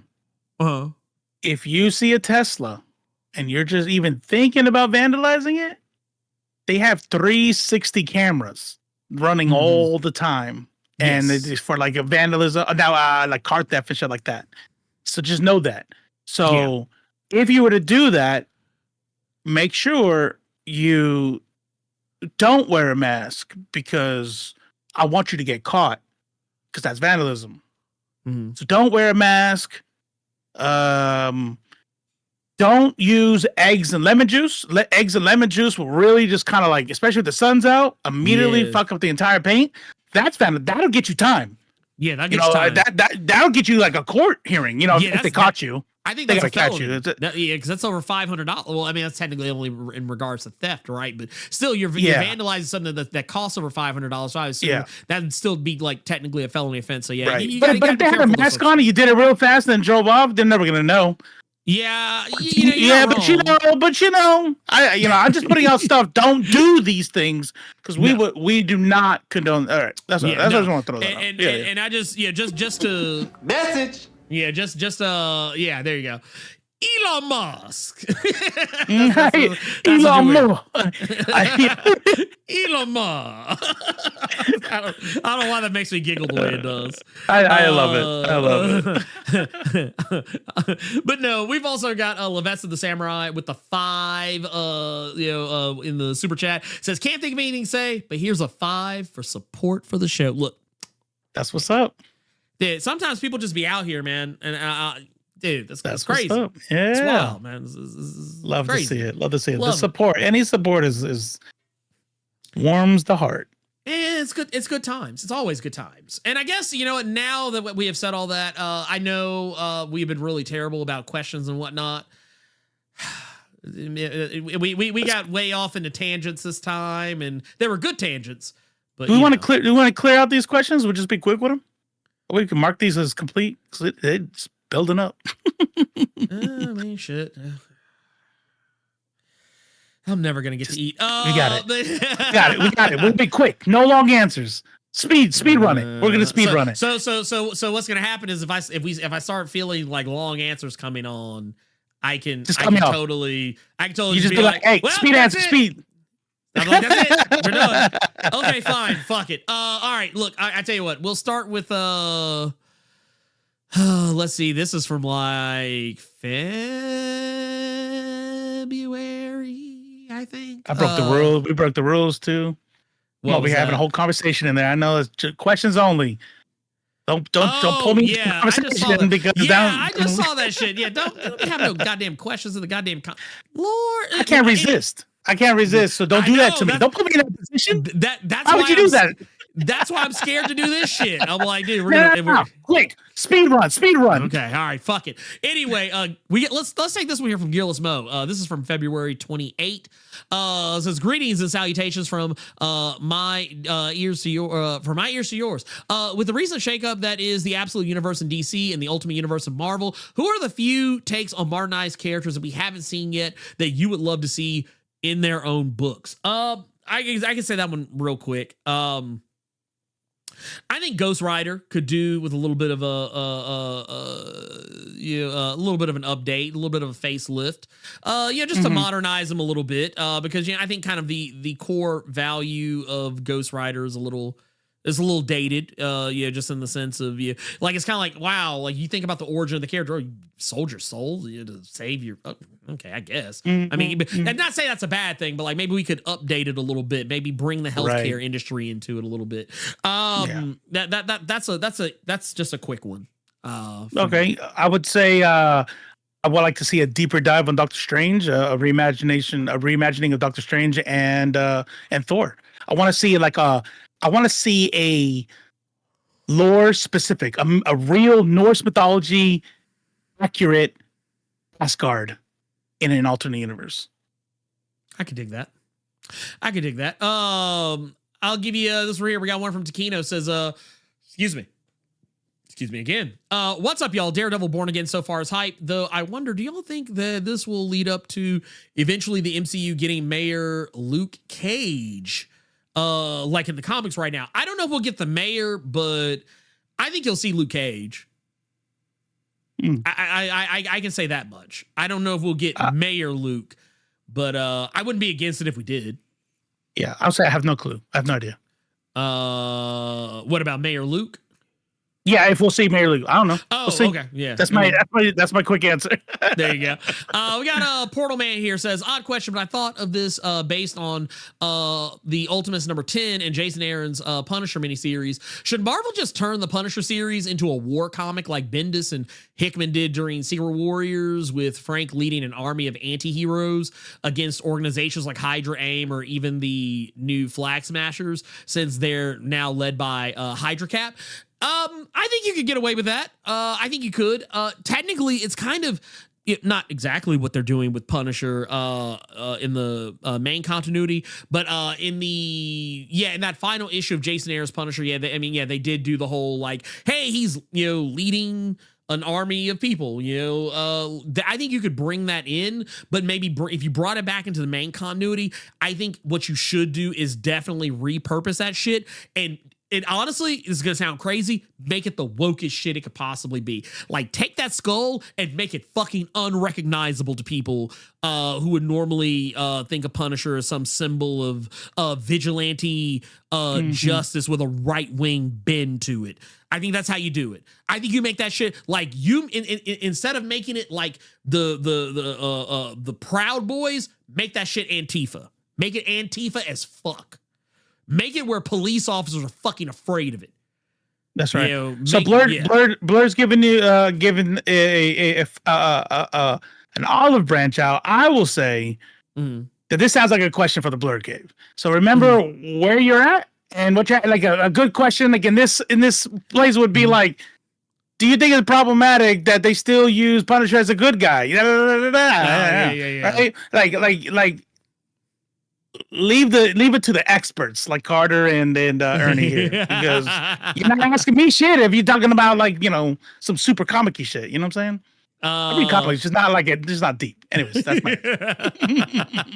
We got one here from Elite X1 says, something I've been noticing more and more lately is how MAGA Trump supporters are exposing themselves as members of safe and members of safe and black and brown nerd spaces. Why do you think these people are wanting to be all up in our spaces where they know, despite their nerddom, they still have to hide their real views or support for views are directly harmful to those they're happily associating with? For example, the Twitch subscriber who's been on your Black as Fuck gaming channel for months, but you find out they're MAGA and anti-woke when they slip up in chat.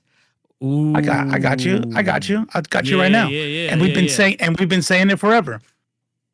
It's because the conservative version of nerd channels and shit and gaming channels, they're fake. They don't play video games. They don't read comic books, and they spend their entire time trying to farm hate to where, man, even for somebody who has tricked themselves into thinking, I know they think I'm racist. I just think that you shouldn't take race into account when you're trying to hire people. Why do you think I'm racist for that? Right? Like the people who trick themselves, right? So this is whack. I don't want to talk about Trump all day. I want to talk about comic books. And you know where you find your real fans, your real gamers? Not with MAGA. That's why they're over here. And I'll also tell you this. There is a if you ever see Elon Musk or Matt Walsh or Ben Shapiro or Candace Owens or any of these motherfuckers bitching and moaning about a video game, I promise they did not play it. They do not play video games. Maverick, I remember you ever watch You ever watch those trailers, those E3 trailers for video games, and they try to have like group chat in the game trailer, like people pretending that they're in a group call together playing the game? They sound so forced. I once watched a video of Matt Walsh, Ben Shapiro, and two, I think, what was it? Michael Knowles and somebody else playing a video game. That's what that shit looked like to me. I was like, these motherfuckers do not play video games. That said, we have one last one, and we're going to get through this one real fast. Says, hello, hello to the Nerds of Culture, Blerd and Robo. Hope you're having a most excellent day. Question. I'm sorry, I know you guys don't talk about music, but have you guys ever heard of these cool music artists before and albums, like songs? Yeah, I suggest for first-time listeners. It's called Quadeca's Godstained Song. Okay. And I Didn't Mean to Haunt You in Scrapyard albums. Interesting. Jane Removers, Junior, and Dancing with Your Eyes Closed, and Underscore's Wall Socket album. I've never heard of any of those. I've never heard of any of these, but now I have. I will check them out. Yeah. What's the genre? I wonder. Listen, I hope music suggested. Quadeca and Jane Removers has new albums coming out. I don't know what kind of music it is, so if I don't like it, it's because it's not my genre that I usually listen to. But I'm sure it's dope, and I'm glad you like it. But I'm gonna give it a shot. Yeah. Maybe I'll check it out. I won't check it out live on here, but I tell you what, maybe next week I'll try to remember to bring it up. And we'll actually, here, let's do this. Let's put a question mark on it so that I'll know to come back. Oh, that was at 10 p.m. Yeah, you're in the chat. What's the genre? Oh yeah, see, I told you to be quick. We did it. We did it.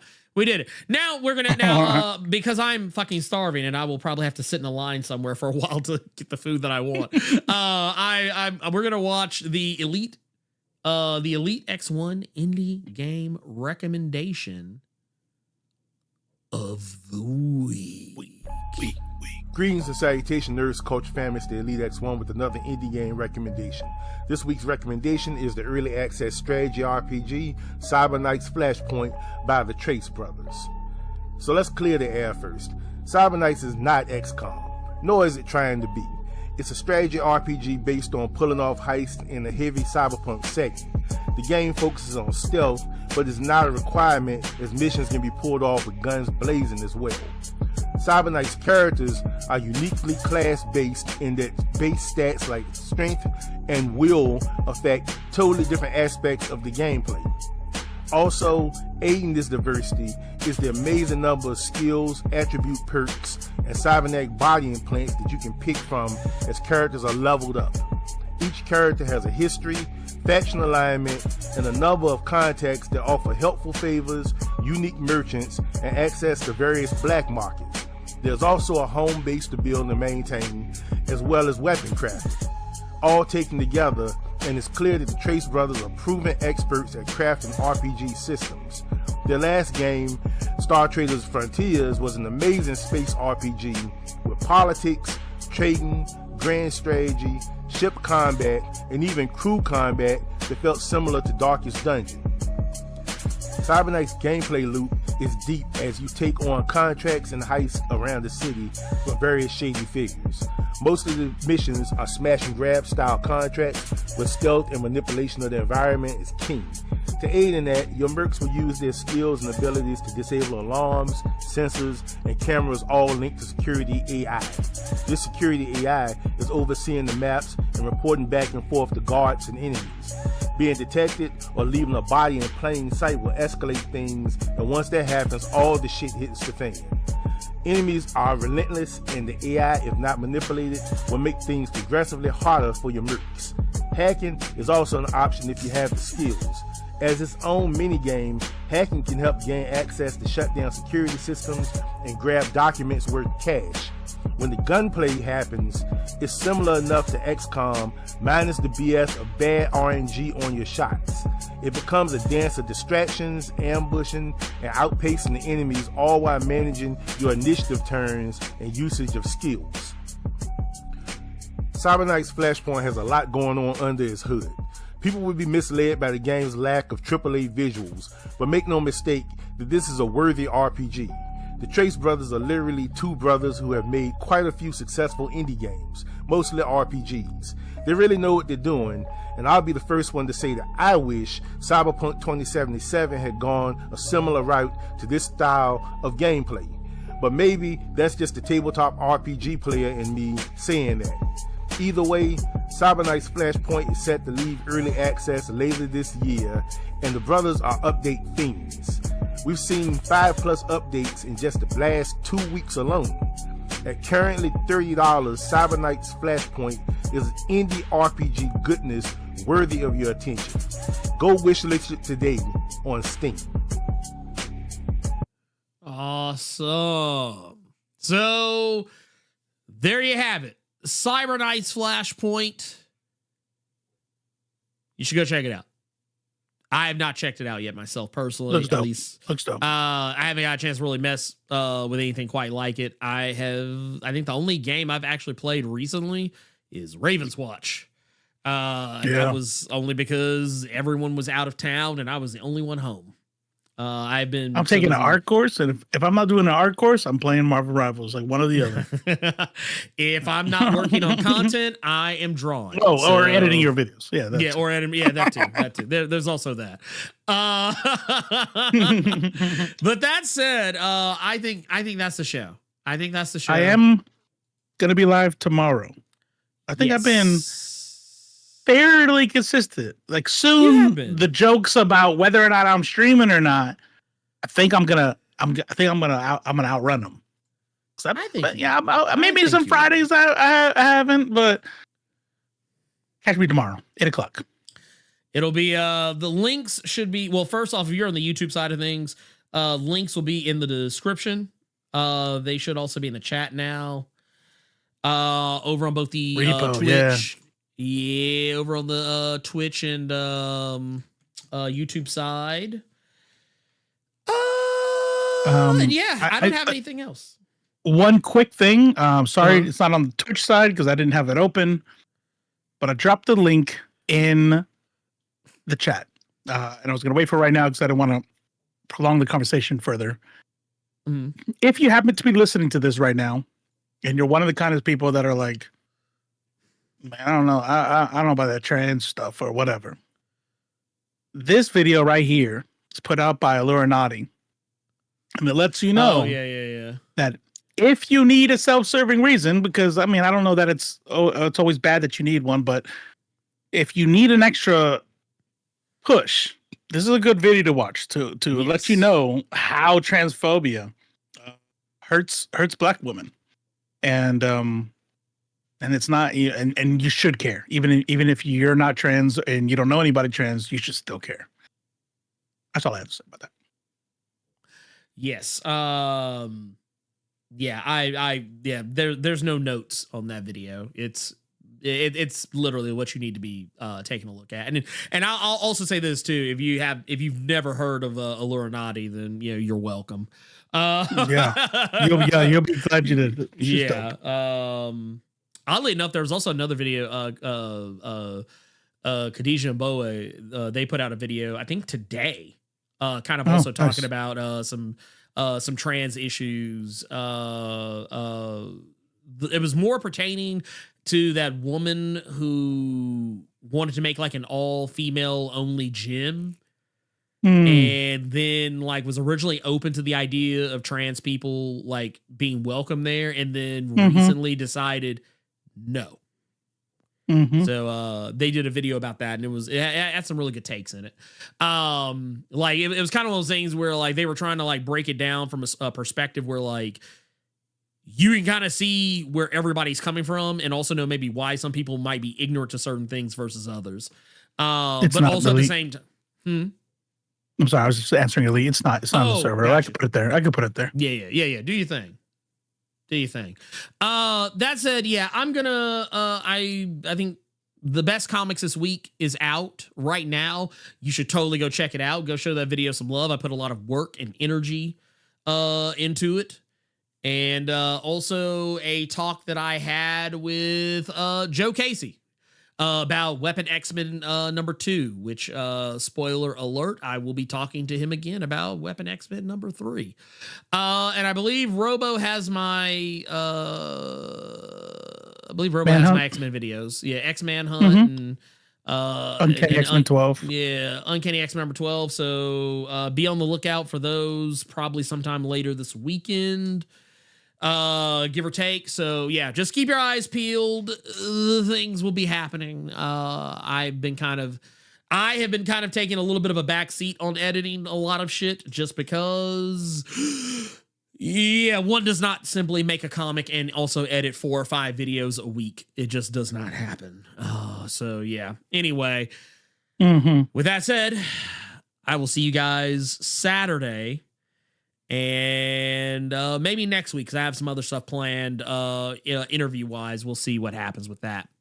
But until then, we will catch you all next time. And until from now until the end of time, and we will see you all next time. We out of here.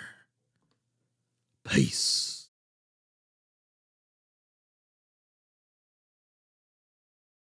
Oh, by the way, also, Donald Trump, you can go to hell. Fuck you.